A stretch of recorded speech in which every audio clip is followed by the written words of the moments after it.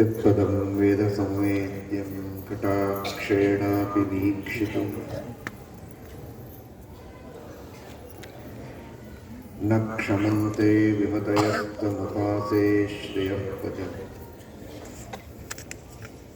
मयि स्थितो पतङ्गेषु स्वतन्त्रो व्याप्तवान् हरिः स विष्णुश्चास्वतन्त्रं मां स्वेच्छया वर्तयत्यजः स्वात्मनस्तस्य पूजास्तुः मनोवाक्कायवृत्तयः ममैताः इति कर्तारम् उद्देश्यं च हरिं स्मरेत् धर्मविज्ञानवैराग्यपरमैश्वर्यशालिनः आनन्दतीर्थभगवत्पादान् वन्दे निरन्तरम्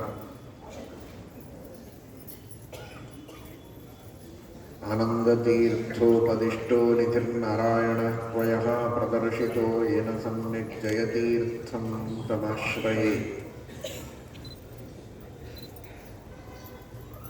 नौमि न्यायसुधादिकृत्ययमुनीन् श्रीपादरत्सन्मणीन् व्यासार्यान् विविधागमर्थिविहरान् श्रीवादिराजानपि वन्दे हंसवरान् रघुत्तमगुरून् वैदग्ध्यवरान्निधीन् श्री सत्यव्रत राघवेन्द्र मुनिपान् सद्बोध सत्यानपान् सत्याविज्ञकराब्जोत्थान् पञ्चाशद्वर्षपूजकान् सत्यप्रमोदतीर्थार्यान् नौमि न्यायसुधारतान्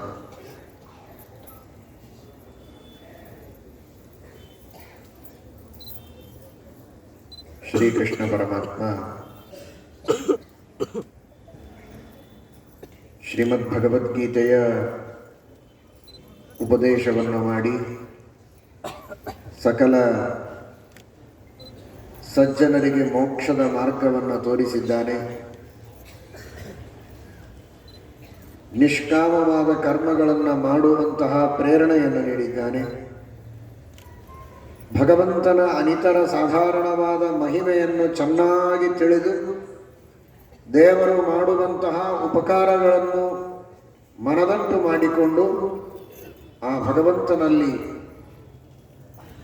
ನಿಶ್ಚಲವಾದ ಭಕ್ತಿಯನ್ನು ಮಾಡುವಂತಹ ಮಾರ್ಗವನ್ನು ತೋರಿಸಿಕೊಟ್ಟಿದ್ದಾನೆ.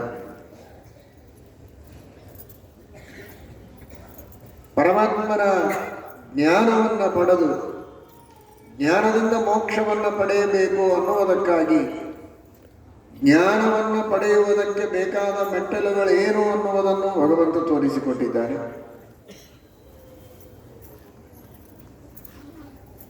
ಎರಡು ದಿನಗಳಿಂದ ತಿಳಿತಾ ಇದ್ದೇವೆ ಜ್ಞಾನದ ಮೆಟ್ಟಲುಗಳನ್ನು. ಅಮಾನಿತ್ವಂ, ಅದಂಭಿತ್ವಂ, ಅಹಿಂಸಾ, ಕ್ಷಾಂತಿ, ಆರ್ಜವಂ, ಆಚಾರ್ಯೋಪಾಸನಂ, ಶೌಚಂ, ಸ್ಥೈರ್ಯಂ, ಆತ್ಮವಿನಿಗ್ರಹ.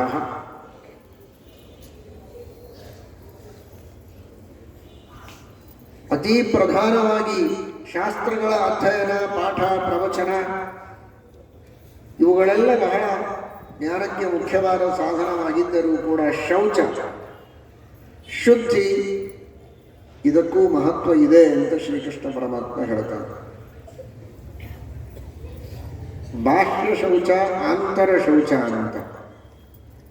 ಮೃಜ್ಜಲಾಭ್ಯಾಂ ಸ್ಮೃತಂ ಬಾಹ್ಯಂ ಭಾವಶುದ್ಧಿ ತಥಾಂತರಂ. ಮೈ ಶುದ್ಧವಾಗಿರಬೇಕು. ಮೃತ್ತಿಕೆಯಿಂದ, ನೀರಿನಿಂದ ಬಾಹ್ಯವಾದ ದೇಹದ ಶುದ್ಧಿಯನ್ನು ಮಾಡಿಕೊಳ್ಳಬೇಕು. ಜೊತೆಗೆ ಆಂತರ ಶುದ್ಧಿ. ಒಬ್ಬೊಬ್ಬರಿಗೆ ಒಂದೊಂದರಲ್ಲಿ ಸಂತೋಷ ಇದೆ. ಮನೆಯಿಂದ ಸಂತೋಷ ಕೆಲವರಿಗೆ ಲೋಕದೊಳು, ಸುತನಿಂದ ಸಂತೋಷ ಕೆಲವರಿಗೆ ಲೋಕದೊಳು ಅಂತ ಹೇಳಿದಂತೆ ಬಾಹ್ಯವಾದ ಶೌಚ, ಮಡಿ, ಆಚಾರ ಅದರಿಂದ ಸಂತೋಷ ಕೆಲವರಿಗೆ ಲೋಕದೊಳು. ಅದೆಲ್ಲ ಏನು ಹೊರಗಿನ ಮಡಿ ಮೈಲಿಗೆ ಮಡಿ ಮಡಿ ಅನ್ನುತ್ತಾ ಮೂರು ಮೊಳ ಹಾರುತ್ತ ಅದೆಲ್ಲ ಬೇಡ. ಮನಸ್ಸು ಶುದ್ಧವಾಗಿದ್ದರೆ ಸಾಕು ಅಂತ ಅದರಿಂದ ಸಂತೋಷ ಕೆಲವರಿಗೆ ಲೋಕದೊಳು. ಆದರೆ ಶಾಸ್ತ್ರ ಎರಡಕ್ಕೂ ಮಹತ್ವ ಕೊಟ್ಟಿದೆ. ಆಂತರ ಶೌಚವೂ ಮಹತ್ವದ್ದು, ಬಾಹ್ಯ ಶೌಚವೂ ಮಹತ್ವದ್ದು.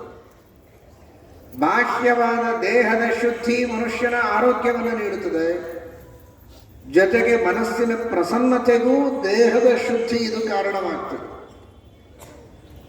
ದೇಹ ಶುದ್ಧವಾದರೆ ಮನಸ್ಸು ಶುದ್ಧವಾಗಿರುತ್ತದೆ. ಎರಡನ್ನೂ ಶುದ್ಧವಾಗಿಟ್ಟುಕೊಳ್ಳಬೇಕಾದದ್ದು ಅಗತ್ಯ. ಕಾರಣ ಇದೇ ದೇಹದಲ್ಲಿ ಇದೇ ಮನಸ್ಸಿನಿಂದಲೇ ನಾವು ಭಗವಂತನನ್ನು ಕಾಣಬೇಕಾಗಿದೆ. ಹಾಗಾಗಿ ಈ ಮನಸ್ಸನ್ನು ಶುದ್ಧ ಮಾಡಿಕೊಳ್ಳುವುದು ಅಗತ್ಯ. ಆ ಮನಃಶುದ್ಧಿಗೆ ಪೂರ್ವದಲ್ಲಿ ದೇಹ ಶುದ್ಧಿಯನ್ನು ಮಾಡಿಕೊಳ್ಳುವುದು ಅಗತ್ಯ. ಆತ್ಮವಿನಿಗ್ರಹ, ಮನಸ್ಸನ್ನು ಹತೋಟಿಯಲ್ಲಿಟ್ಟುಕೊಳ್ಳಬೇಕು. ಮನಸ್ಸು ಹೇಳಿದಂತೆ ಕುಣಿಯುವ ಕಪಿಗಳಾಗಬಾರದು. ಬುದ್ಧಿಯಿಂದ ಮನಸ್ಸನ್ನು ನಿಯಂತ್ರಣದಲ್ಲಿಟ್ಟುಕೊಳ್ಳುವಂತಹ ಆತ್ಮವಿನಿಗ್ರಹ, ಇದು ಜ್ಞಾನಕ್ಕೆ ಬಹಳ ಮುಖ್ಯವಾದ ಸಾಧನ. ಸಹಜವಾಗಿ ಮನುಷ್ಯನಿಗೆ ಮನಸ್ಸು ಐಹಿಕವಾದ ಸುಖಗಳನ್ನು ಉಪಭೋಗ ಮಾಡುವ ಕಡೆಗೆ ಎಳೆದುಕೊಂಡು ಹೋಗುತ್ತೆ. ಆಚೆಗೆ ಹೋದರೆ ಮನಸ್ಸಿಗೆ ಭಗವಂತನ ಜ್ಞಾನ ಬರುವುದಕ್ಕೆ ಸಾಧ್ಯ ಇಲ್ಲ. ಅದಕ್ಕಾಗಿ ಆತ್ಮ ವಿನಿಗ್ರಹ ಇದು ಬಹಳ ಮಹತ್ವ.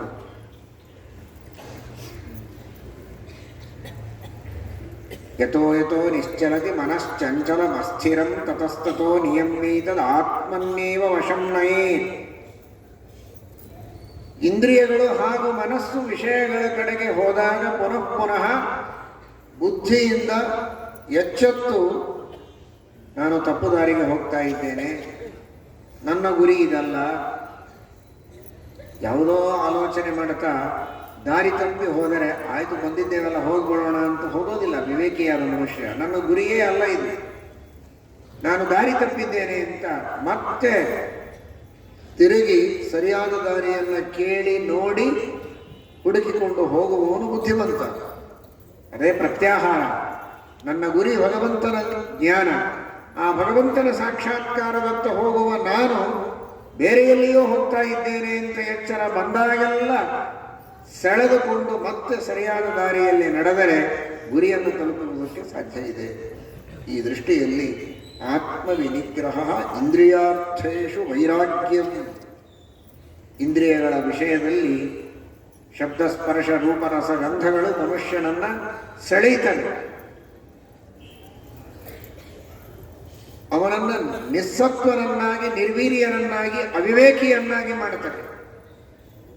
ಜಿಹ್ವೈಕತೋಚ್ಯುತ ವಿಕರ್ಷತಿ ಮಾವಿತೃಪ್ತ ಶಿಷ್ಣೋನ್ಯತಸ್ತ್ವಬುಧರಂ ಶ್ರವಣಂ ಕುತಶ್ಚಿತ್ ಘ್ರಾಣೋನ್ಯತಶ್ಚಪಲದೃಕ್ವಚ ಕರ್ಮ ಶಕ್ತಿರ್ಬಹ್ವ್ಯಃ ಸಪತ್ಯೈವ ಗೇಹ ಪತಿಂ ಲುನಂತಿ. ಒಂದೊಂದು ಇಂದ್ರಿಯಗಳು ಒಂದೊಂದು ವಿಷಯಗಳ ಕಡೆಗೆ ಎಳೆದರೆ ಒಬ್ಬ ವ್ಯಕ್ತಿ ಆ ಎಲ್ಲ ಇಂದ್ರಿಯಗಳಿಗೆ ಅವುಗಳ ಸೆಳೆತಕ್ಕೆ ಬಲಿಯಾಗಿ ಅನೇಕ ಶತ್ರುಗಳಿಂದ ಆಕೃಷ್ಟನಾದ ಒಬ್ಬ ವ್ಯಕ್ತಿ ಹೇಗೆ ಸಂತ್ರಸ್ತನಾಗಬೇಕೋ ಹಾಗೆ ಈ ಸಾಧಕ ತ್ರಸ್ತನಾಗ್ತಾನೆ, ಸಂತ್ರಸ್ತನಾಗ್ತಾನೆ, ಸಂಭ್ರಾಂತನಾಗ್ತಾನೆ. ಏನು ಮಾಡಬೇಕು ಅಂತ ಗೊತ್ತಾಗುವುದಿಲ್ಲ. ಅದಕ್ಕಾಗಿ ಅವುಗಳ ವಿಷಯಗಳಲ್ಲಿ ವೈರಾಗ್ಯವನ್ನು ತಾಳಬೇಕು. ಬದುಕಿಗಾಗಿ ಎಷ್ಟು ಬೇಕೋ ಅಷ್ಟು ವಿಷಯಗಳ ಸೇವನೆಯನ್ನು ಅವಶ್ಯವಾಗಿ ಮಾಡಬೇಕು. ಶ್ರೀಕೃಷ್ಣ ಪರಮಾತ್ಮ ಬಹಳ ಸುಂದರವಾಗಿ ಶಬ್ದವನ್ನು ಪ್ರಯೋಗ ಮಾಡಿ ನಮಗೆಲ್ಲ ತಿಳಿಸಿಕೊಟ್ಟಿದ್ದಾನೆ. ಇಂದ್ರಿಯಾರ್ಥೇಷು ವೈರಾಗ್ಯಂ. ಇಂದ್ರಿಯಗಳ ವಿಷಯವನ್ನು ಭೋಗ ಮಾಡುವ ಆಸಕ್ತಿಯನ್ನು ಕಡಿಮೆ ಮಾಡಿಕೊಳ್ಳಬೇಕು. ಜೊತೆಗೆ ಬದುಕಿಗಾಗಿ ಎಷ್ಟು ಬೇಕೋ ಅಷ್ಟು ವಿಷಯಗಳ ಉಪಭೋಗ ಮಾಡುವಾಗಲೂ ಕೂಡ ಮನಸ್ಸು ದೇವರ ಕಡೆಗಿರಬೇಕು.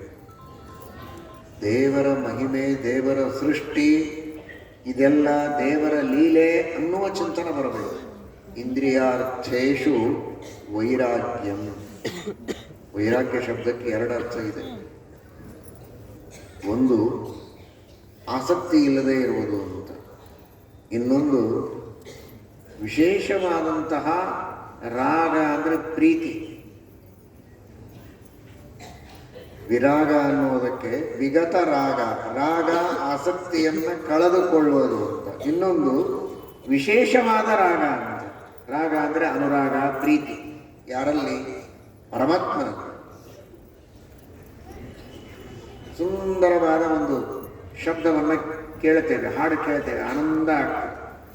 ಆನಂದ ಪಟ್ಟು ಮಾತ್ರ, ಯಾವುದೋ ಹಾಡು ಕೇಳಿ ಸುಮ್ಮನೆ ಆನಂದ ಪಟ್ಟರೆ, ಅಥವಾ ಮಕ್ಕಳಾಡುವ ಮಾತುಗಳನ್ನು, ತೊದಲುನುಡಿಗಳನ್ನು, ತನ್ನ ಪ್ರೀತಿಯ ಮಿತ್ರರಾಡುವ ಮಾತುಗಳನ್ನು ಕೇಳಿದಾಗ ಆನಂದ ಆಗ್ತದೆ ಅಂತ ಆನಂದ ಪಟ್ಟು ಮುಗಿಸಿದರೆ ಸಂಸಾರದಲ್ಲಿ ಮುಳುಗುತ್ತಾನೆ. ಅದೇ ಸಂದರ್ಭದಲ್ಲಿ ಎಂತಹ ಸುಂದರ ಶಬ್ದಗಳನ್ನು ದೇವರು ಸೃಷ್ಟಿ ಮಾಡಿದ್ದಾನೆ, ಎಂತಹ ಅದ್ಭುತವಾದ ಧ್ವನಿ. ಈ ವರ್ಣಾತ್ಮಕ ಶಬ್ದಗಳು ಅನಾದಿ ಕಾಲದಿಂದಲೂ ನಿತ್ಯವಾಗಿಯೂ ಉಳಿಯುವಂತೆ ದೇವರು ನಿಯಮನ ಮಾಡಿದ್ದಾನೆ. ಶಬ್ದ ಖೇ ಪೌರುಷಂ ಋಷು. ಇದು ವೈರಾಗ್ಯ. ಅಂದರೆ ನಮ್ಮ ಕಿವಿಗೆ ಬಿದ್ದದ್ದು ಶಬ್ದ. ಶಬ್ದ ಕಿವಿಗೆ ಬಿದ್ದ ಕೂಡಲೇ ನಮ್ಮ ತಲೆ ಓಡಿದ್ದು ಭಗವಂತನ ಕಡೆಗೆ. ಅದೇನು ಪರಮಾತ್ಮನ ಉಪಕಾರ, ಅದೆಂಥ ತತ್ವವನ್ನು ಸೃಷ್ಟಿ ಮಾಡಿದ್ದಾನೆ. ಈಗ ನೀವೆಲ್ಲ ಪ್ರವಚನವನ್ನು ಕೇಳ್ತಾ ಇದ್ದೇವೆ. ಭಗವದ್ಗೀತೆಯ ಅನೇಕ ತತ್ವಗಳನ್ನು ಅನೇಕ ವಿದ್ವಾಂಸರಿಂದ ಕೇಳ್ತಾ ಬಂದಿದ್ದೀರಿ.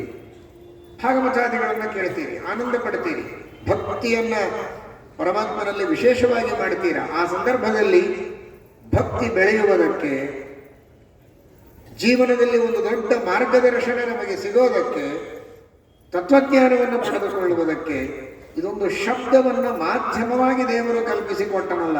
ಒಂದು ವೇಳೆ ಇದಿದ್ದಿದ್ದಿಲ್ಲ ಅಂದರೆ ನಮ್ಮ ಸ್ಥಿತಿ ಏನಾಗ್ತಾ ಇತ್ತು?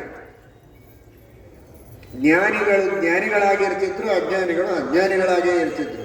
ಜ್ಞಾನಿಗಳಲ್ಲಿರುವ ಜ್ಞಾನವನ್ನ ಅಜ್ಞಾನಿಗಳಿಗೆ ಮುಟ್ಟುವಂತೆ ಮಾಡುವುದಕ್ಕೆ ಮಾಧ್ಯಮ ಏನು? ನಮ್ಮೆಲ್ಲರ ಪರಿಸ್ಥಿತಿ ಏನಾಗ್ತಾ ಇತ್ತು? ಆದರೆ ದೇವರು ಅದಕ್ಕೊಂದು ಮಾಧ್ಯಮವನ್ನು ಕೊಟ್ಟ, ಅದೇ ಶಬ್ದ. ಹಾಗಾದರೆ ಇಂದ್ರಿಯಾರ್ಥೇಶು, ಶಬ್ದವನ್ನು ಕಿವಿಯಿಂದ ಕೇಳುವಾಗಲೂ ವೈರಾಗ್ಯಂ, ನಮಗೆ ವಿ ಅಂದರೆ ಪರಮಾತ್ಮ, ಆ ಭಗವಂತನಲ್ಲಿ ರಾಗ, ಪರಮಾತ್ಮನಲ್ಲಿ ಪ್ರೀತಿ ಬರಬೇಕು. ಎಂತಹ ಉಪಕಾರವನ್ನು ಮಾಡಿದೆಯಪ್ಪ ಶಬ್ದವನ್ನು ಸೃಷ್ಟಿ ಮಾಡಿ ಅಂತ. ಆಗ ಮನುಷ್ಯನಿಗೆ ಸಂಸಾರದಲ್ಲಿ ಆಸಕ್ತಿ ಬರುವುದಕ್ಕೆ ಸಾಧ್ಯವೇ ಇಲ್ಲ. ಏನೇ ವಿಷಯಗಳ ಸಂಪರ್ಕವಾದರೂ ಮನಸ್ಸು ದೇವರು. ಯತ್ರ ಯತ್ರ ಗತಿ ಮಮಾಸ್ತೆ ತತ್ರ ತೇಸ್ತು ಪದಾಂಬುಜಂ ಅಂತ. ನಮ್ಮ ಮನಸ್ಸು ಎಲ್ಲಿಯೇ ಹೋಗಲಿ, ನಮ್ಮ ಇಂದ್ರಿಯಗಳು ಎಲ್ಲಿಯೇ ಹೋಗಲಿ, ಅಲ್ಲಿ ಭಗವಂತನ ಚಿಂತನೆ ಬರುವುದಾದರೆ ಆಗ ಮನುಷ್ಯ ಗೆದ್ದಂತೆ. ಆ ಒಂದು ಅರ್ಥದಲ್ಲಿ ಇಂದ್ರಿಯಾರ್ಥೇಶು ವೈರಾಗ್ಯಂ. ಬಹಳ ಸುಂದರವಾದ ರಮಣೀಯವಾದಂತಹ ದೃಶ್ಯವನ್ನು ಕಣ್ಣಿನಿಂದ ನೋಡ್ತಾನೆ. ಒಳ್ಳೆ ಹೂವು, ಒಳ್ಳೆ ಗಿಡ, ಒಳ್ಳೆ ಸಮುದ್ರ, ಆಕರ್ಷಕವಾದಂತಹ ಪ್ರಕೃತಿಯ ಸೌಂದರ್ಯವನ್ನು ಕಂಡಾಗ ಆ ಪ್ರಕೃತಿಯ ಸೌಂದರ್ಯವನ್ನು ಸೃಷ್ಟಿ ಮಾಡಿದ ಪ್ರಾಕೃತವಾದ ಅದ್ಭುತವಾದಂತಹ ಈ ವಿವಿಧ ವಿಚಿತ್ರವಾದ ಸುಂದರವಾದ ವಸ್ತುಗಳ ರೂವಾರಿಯಾದ ಪರಮಾತ್ಮನ ಆ ಸೃಷ್ಟಿಯ ಕೌಶಲವನ್ನು ನೆನೆದು ಅಗಾಧ ಅಂತನಿಸಿದರೆ, ಆ ಭಗವಂತನಲ್ಲಿ ಭಕ್ತಿ ಬಂದರೆ ಆಗ ಅದು ಜ್ಞಾನ ಸಾಧನ. ಇಂದ್ರಿಯಾರ್ಥೇಶು ವೈರಾಗ್ಯಂ ಅಂದರೆ ಇದು. ಇದೇ ಕೊನೆಯದು ಅಂತ ಅದರಲ್ಲಿ ಮುಳುಗದಂತೆ ಪರಮಾತ್ಮನಲ್ಲಿ ನಮ್ಮ ಮನಸ್ಸು ಹೋಗಬೇಕು. ಒಂದು ವಸ್ತುವನ್ನು ಮುಟ್ಟಿದರೂ ಸರಿ, ನೋಡಿದರೂ ಸರಿ, ಶಬ್ದವನ್ನು ಕೇಳಿದರೂ ಸರಿ, ರಸವನ್ನು ಆಸ್ವಾದನೆ ಮಾಡಿದರೂ ಸರಿ, ಷಡು ರಸದ ಅನ್ನಕ್ಕೆ ನಲಿದಾಡುವ ಜಿಹ್ವೆ ಕಡು ರುಚಿಗೊಂಡರೆ ಆ ರುಚಿ ನಿನ್ನದಯ್ಯ. ಇದೇ ವೈರಾಗ್ಯ. ನಿಷಿದ್ಧವಾದ ವಸ್ತುಗಳನ್ನು ಉಪಭೋಗ ಮಾಡದಂತೆ, ವಿಹಿತವಾದದ್ದನ್ನು ಅತಿರೇಕದಿಂದ ಉಪಭೋಗ ಮಾಡದಂತೆ ಬಿಡೋದೊಂದು ವೈರಾಗ್ಯ. ಅಷ್ಟೇ ಅಲ್ಲ, ವಿಹಿತವಾದದ್ದನ್ನು ಭೋಗ ಮಾಡುವಾಗಲೂ ಅದು ದೇವರು ಮಾಡಿದ ಸೃಷ್ಟಿ, ಇದು ದೇವರ ಉಪಕಾರ ಅಂತ ದೇವರ ಸ್ಮರಣೆ ಬರುವುದುಂಟಲ್ಲ, ಅದು ನಿಜವಾದ ವೈರಾಗ್ಯ. ಕಡು ರುಚಿಗೊಂಡರೆ ಆ ರುಚಿ ನಿನ್ನದೆ, ಯವೈಕ್ಕದೆ ನೋಡಿದರೆ ಆ ನೋಟ ನಿನ್ನದೆ. ಈ ತರಹ ಆ ಭಗವಂತನ ಚಿಂತನವನ್ನು ಮಾಡಬೇಕು. ಇಂದ್ರಿಯಾರ್ಥೇಶು ವೈರಾಗ್ಯಂ ಅನಹಂಕಾರ ಏವಚ ಜನ್ಮ ಮೃತ್ಯು ಜರಾ ವ್ಯಾಧಿ ದುಃಖ ದೋಷಾನುದರ್ಶನಂ. ವೈರಾಗ್ಯಕ್ಕೆ ಸಾಧನವನ್ನು ಹೇಳ್ತಾರೆ ಪರಮಾತ್ಮ. ವೈರಾಗ್ಯ ಬಂದರೆ ಜ್ಞಾನ, ವೈರಾಗ್ಯ ಬರೋದಕ್ಕೇನು ಮಾಡಬೇಕು ಅಂತ. ಜಗತ್ತಿನಲ್ಲಿ ಹುಟ್ಟು, ಸಾವು, ರೋಗ ಇವುಗಳೆಲ್ಲವನ್ನು ಚೆನ್ನಾಗಿ ಗಮನಿಸಬೇಕು. ಆ ಸಂದರ್ಭದಲ್ಲಿ ಆಗುವ ದುಃಖಗಳನ್ನೆಲ್ಲ ನೋಡಬೇಕು, ಕೇಳಬೇಕು, ಮೆಲುಕು ಹಾಕ್ತಾ ಇರಬೇಕಂತ. ಅತ್ಯಾಶ್ಚರ್ಯ ಏನು ಅಂತ ಕೇಳಿದಾಗ ಯುಧಿಷ್ಠಿರ ಯಕ್ಷ ಪ್ರಶ್ನೆಯಲ್ಲಿ ಉತ್ತರ ಕೊಟ್ಟನಲ್ಲ, ಹಾಗೆ ನಿತ್ಯದಲ್ಲಿ ಅಹನ್ಯಹನಿ ಭೂತಾನಿ, ಪ್ರತಿನಿತ್ಯವೂ ಸಾವಿರಾರು ಜನ ಸಾಯ್ತಾರೆ, ಅದನ್ನು ನೋಡ್ತಾ ಇರುತ್ತಾನೆ. ಆದರೂ ಈ ಮನುಷ್ಯನಿಗೆ ನಾನು ಮಾತ್ರ ಅಜರಾಮರ ಅಂತನ್ನುವಂತಹ ವಿಶ್ವಾಸ ಇರ್ತದಲ್ಲ, ಇದೇ ದೊಡ್ಡ ಆಶ್ಚರ್ಯ ಅಂತ. ಅಂತಹ ಅವಿವೇಕವನ್ನು ಬಿಟ್ಟು ಹುಟ್ಟುವ ಜನರನ್ನು, ಸಾಯುವ ಜನರನ್ನು, ರೋಗಿಗಳನ್ನು ನೋಡಿದಾಗ ಇದೇ ತರಹದ ರೋಗ, ಇದೇ ತರಹದ ಸಾವು, ಇದೇ ತರಹ ಮತ್ತೆ ಪುನರ್ಜನ್ಮ, ಇದು ತಪ್ಪಿದ್ದಲ್ಲ. ಇಂತಹ ದುಃಖ ಸಂಸಾರದಲ್ಲಿದೆ. ಈ ದುಃಖದಿಂದ ನನ್ನನ್ನು ನಾನು ತಪ್ಪಿಸಿಕೊಳ್ಳಬೇಕು ಅಂತಾದರೆ ಅದಕ್ಕೆ ನಾನು ಸರಿಯಾದಂತಹ ದಾರಿಯನ್ನು ಹುಡುಕಿಕೊಳ್ಳಬೇಕು ಅನ್ನುವ ಚಿಂತನ ನಿತ್ಯದಲ್ಲಿ ಒಂದು ನಿಮಿಷ ಬಂದು ಹೋದರೆ ಸಾಕು, ಮನುಷ್ಯನಿಗೆ ಸಾಧನೆಯ ಮಾರ್ಗದಲ್ಲಿ ಬಹಳಷ್ಟು ಮುಂದೆ ಹೋಗ್ತಾನೆ. ಜನ್ಮ ಮೃತ್ಯು ಜರಾ ವ್ಯಾಧಿ ದುಃಖ ದೋಷಾನುದರ್ಶನ. ಶ್ರೀಮದ್ ಭಾಗವತದಲ್ಲಿ ತೃತೀಯ ಸ್ಕಂದದಲ್ಲಿ ಕಪಿಲನಾಮಕ ಪರಮಾತ್ಮ ದೇವಹೂತಿಗೆ ಉಪದೇಶ ಮಾಡುವಾಗ ಅದಕ್ಕಾಗಿಯೇ ಗರ್ಭವಾಸದಲ್ಲಿ ಏನೇನು ದುಃಖಗಳಾಗ್ತದೆ ಅಂತ ಬಹಳ ವಿಸ್ತೃತವಾಗಿ ವರ್ಣನೆ ಮಾಡ್ತಾರೆ. ನಾನಾ ವಿಧವಾದ ಕ್ರಿಮಿ ಕೀಟಗಳು ಕಚ್ಚುತ್ತಾ ಇರ್ತವೆ, ಏನು ಮಾಡಲಿಕ್ಕೂ ಬರೋದಿಲ್ಲ. ಒಂದು ಹುಳ ಹತ್ತಿರ ಬಂದರೆ ಕೈ ಓಡುತ್ತದೆ. ಈಗ ಗರ್ಭದಲ್ಲಿದ್ದಾಗ ಏನು ಮಾಡಲಿಕ್ಕಾಗತ್ತೆ? ಏನು ಹುಳ ಕಚ್ಚಿದರು, ಏನು ಕಷ್ಟ ಆದರೂ, ಉಪ್ಪು ತಿಂದರು, ತಾಯಿ ಖಾರ ತಿಂದರು, ಹುಳಿ ತಿಂದರು, ಏನೇ ಕಷ್ಟ ಆದರೂ ಒಳಗಿದ್ದು ಇವನು ಸಹನೆ ಮಾಡೋದು ಬಿಟ್ಟರೆ ಇನ್ನೇನು ಉಪಾಯ ಇಲ್ಲ. ಕೈ ಕಾಲುಗಳನ್ನು ಚಾಚುವಂತಿಲ್ಲ, ತಲೆ ಮೇಲೆ ಎತ್ತುವಂತಿಲ್ಲ. ಈ ರೀತಿ ಗರ್ಭವಾಸದಲ್ಲಿ ದುಃಖವನ್ನು ಅನುಭವಿಸ್ತಾನೆ. ಹುಟ್ಟಿದ ಮೇಲೆ ನಾನಾ ವಿಧವಾದ ದುಃಖಗಳು, ರೋಗ ರುಜಿನಗಳು, ತಾಪತ್ರಯಗಳು, ಇವುಗಳೆಲ್ಲವನ್ನ ತನ್ನದೊಬ್ಬನದಲ್ಲ, ಅಕ್ಕಪಕ್ಕದ ಮನೆಯವರು, ಸುತ್ತಮುತ್ತಲಿದ್ದವರು ಎಲ್ಲರದನ್ನು ಹೆಚ್ಚಿನ ಕಾರ್ಯಭಾರ ಮಾಡಬೇಕು ಅಂತ ತಾತ್ಪರ್ಯವಲ್ಲ. ಆದರೆ ವೈರಾಗ್ಯ ಬರುವುದಕ್ಕೆ ಎಷ್ಟು ಬೇಕೋ ಅಷ್ಟು ಸಮಾಜದಲ್ಲಿ, ಸಂಸಾರದಲ್ಲಿ ಏನು ಕಷ್ಟ ಇದೆ, ದುಃಖ ಇದೆ ಅಂತ ತಿಳಿದು ಇದರಿಂದ ಮೇಲೆ ಬರೋದಕ್ಕೆ ನಾನು ಪ್ರಯತ್ನ ಮಾಡಬೇಕು ಅಂತನ್ನುವ ದೃಷ್ಟಿಯಲ್ಲಿ ಮನುಷ್ಯನ ಪ್ರಯತ್ನ ಇರಬೇಕು. ಅದಕ್ಕಾಗಿ ಅದನ್ನು ಗಮನಿಸಿ ಅಂತ ಕೃಷ್ಣ ಹೇಳ್ತಾನೆ ಭಗವದ್ಗೀತೆಯಲ್ಲಿ. ಜನ್ಮ ಮೃತ್ಯು ಜರಾ ವ್ಯಾಧಿ ದುಃಖ ದೋಷಾನುದರ್ಶನಂ. ಜೊತೆಗೆ ದೇವರ ಉಪಕಾರ ಎಷ್ಟು ಅಂತ ಸ್ಮರಣೆ ಮಾಡೋದಕ್ಕಾಗಿಯೂ ಅದನ್ನು ನೆನೆಸಬೇಕು. ನಾನಾ ವಿಧವಾದ ರೋಗಗಳಿಂದ ಬಳಲುವ ಜನರನ್ನು ನೋಡಿದಾಗ ಈ ರೋಗವನ್ನು ನನಗೆ ಕೊಟ್ಟಿಲ್ಲ ದೇವರು, ಇಲ್ಲಿಯವರೆಗೆ ಆರೋಗ್ಯದಿಂದ ಇಟ್ಟಿದ್ದಾನೆ, ಇದು ದೇವರ ಕಾರುಣ್ಯ ಅಂತ ಸ್ಮರಿಸಬೇಕು. ಅಕಾಲ ಮೃತ್ಯು, ಅತೀ ಚಿಕ್ಕ ವಯಸ್ಸಿನಲ್ಲಿ ಮೃತ್ಯು, ಘೋರವಾದ ಆಘಾತಗಳು, ಅಪಘಾತಗಳು, ಇವುಗಳೆಲ್ಲ ಅನ್ನೋದನ್ನು ನೋಡಿ ಇಲ್ಲಿಯವರೆಗೆ ಬೇಕಾದಷ್ಟು ಸಂದರ್ಭಗಳಲ್ಲಿ ನೀವು ಪ್ರಯಾಣ ಮಾಡುವಾಗ ಅನುಭವಿಸಿರ್ತೀರ. ಒಂದು ಕ್ಷಣದಲ್ಲಿ ಪಾರಾಗಿ ಬಂದಂತಹ ಅನುಭವಗಳು ಬೇಕಾದಷ್ಟು ನಿಮಗಿರುತ್ತೆ. ಒಂದೇ ಕ್ಷಣ ಸ್ವಲ್ಪ ವ್ಯತ್ಯಾಸವಾಗಿದ್ದರೆ ಆಕ್ಸಿಡೆಂಟ್ ಆಗೋದು, ಪಕ್ಕದಿಂದಲೇ ಹಾಯ್ದು ಹೋಗ್ತದೆ ಗಾಡಿ. ಏನೋ ಬಂತು ತಪ್ಪಿತು ಅಂತ ಅಷ್ಟೇ, ಅಷ್ಟು ಸುಲಭವಾಗಿ ತಿಳ್ಕೋಬೇಡಿ. ಸಹಜವಾಗಿ ಆಯಿತು ಅಂತ ಯಾವುದನ್ನು ಅನ್ಕೊಳ್ಬೇಡಿ. ಎಲ್ಲವೂ ಭಗವಂತ ಅತ್ಯಂತ ಬುದ್ಧಿಪೂರ್ವಕವಾಗಿ ಕಾರುಣ್ಯದಿಂದ ಮಾಡಿದ್ದು ಅಂತನ್ನುವ ಅನುಸಂಧಾನ ಬೇಕು. ಸಾಯುವಂತಹ ಪ್ರಸಂಗ ಇತ್ತು, ಅಂಥ ಪಾಪ ಇತ್ತು. ಆದರೂ ಜನ್ಮಾಂತರದಲ್ಲಿ ಮಾಡಿದ ಪಾಪ ಹೇಗೋ ಹಾಗೆ ಪ್ರಾಯಶ್ಚಿತ್ತವೂ ಇರುತ್ತದೆ. ಪುಣ್ಯವನ್ನೂ ಮಾಡಿರ್ತಾರೆ ಮನುಷ್ಯ. ಪಾಪ ಮಾಡಿದ್ದಿ ಅಂತನ್ನುವುದನ್ನು ತಿಳಿಸುವುದಕ್ಕೆ ದೇವರು ಮೃತ್ಯುವನ್ನು ಹತ್ತಿರ ತಂದಿರ್ತಾನೆ. ಜೊತೆಗೆ ಪ್ರಾಯಶ್ಚಿತ್ತವನ್ನೂ ಮಾಡಿಕೊಂಡು ಭಗವಂತನ ಸ್ಮರಣೆ ಮಾಡಿ, ದೊಡ್ಡವರ ಸೇವೆಯನ್ನು ಮಾಡಿ, ಅನೇಕ ಪುಣ್ಯ ಕಾರ್ಯಗಳನ್ನು ಮಾಡಿ ಪ್ರಾಯಶ್ಚಿತ್ತ ಮಾಡಿಕೊಂಡಿದ್ದೀಯಾ ಅಂತ ಸ್ವಲ್ಪದರೊಳಗೆ ಅದನ್ನು ಪರಿಹಾರ ಮಾಡಿರ್ತಾರೆ. ಅದು ಎರಡನ್ನೂ ಗಮನದಲ್ಲಿಟ್ಟುಕೊಂಡು ದೇವರು ನನ್ನನ್ನು ಬದುಕಿಸಿದ, ಇದು ದೊಡ್ಡದಾದ ಅನುಗ್ರಹ, ಉಪಕಾರ ಅನ್ನುವ ಸ್ಮರಣೆ ಮನುಷ್ಯನಿಗೆ ಬರಬೇಕು. ಒಬ್ಬರು ಸತ್ತದ್ದನ್ನು ನೋಡಿದರೆ ವೈರಾಗ್ಯವೂ ಬರಬೇಕು, ಆ ಸಾವನ್ನು ಇನ್ನೂ ಕೊಡದೆ ನನ್ನನ್ನು ಕಾಪಾಡಿದ್ದಾನೆ ಅಂತ ದೇವರಲ್ಲಿ ಭಕ್ತಿಯೂ ಬರಬೇಕು. ಆ ಭಗವಂತನ ಸ್ವಾತಂತ್ರ್ಯದ ಜ್ಞಾನವೂ ನಮಗೆ ಚಿಂತನವೂ ಬರಬೇಕು. ಏಕಕಾಲದಲ್ಲಿ 3 ಜ್ಞಾನ, ಭಕ್ತಿ, ವೈರಾಗ್ಯಗಳು. ಆ ಭಗವಂತನ ಅದ್ಭುತವಾದ ಸ್ವಾತಂತ್ರ್ಯದ ಜ್ಞಾನ, ವಿಷಯಗಳಲ್ಲಿ ವೈರಾಗ್ಯ, ಇಂತಹ ಸಾವನ್ನ, ಮುಪ್ಪನ್ನ, ದುಃಖವನ್ನ ನನಗೆ ಕೊಡದೆ ಇಲ್ಲಿಯವರೆಗೆ ಚೆನ್ನಾಗಿ ರಕ್ಷಣೆ ಮಾಡಿದ್ದಾನೆ ಅಂತ ಆ ಭಗವಂತನ ಉಪಕಾರದ ಸ್ಮರಣೆಯನ್ನು ಮಾಡಿ ಭಕ್ತಿಯನ್ನು ಮಾಡುವ ರೀತಿಯಲ್ಲಿ ಜನ್ಮ ಮೃತ್ಯು ಜರಾವ್ಯಾಧಿ ದುಃಖ ದೋಷಾಮ ದರ್ಶನಂ ಅಸಕ್ತಿ ಅನಭಿಷ್ವಂಗ ಪುತ್ರದಾರ ಗೃಹಾದಿಷು.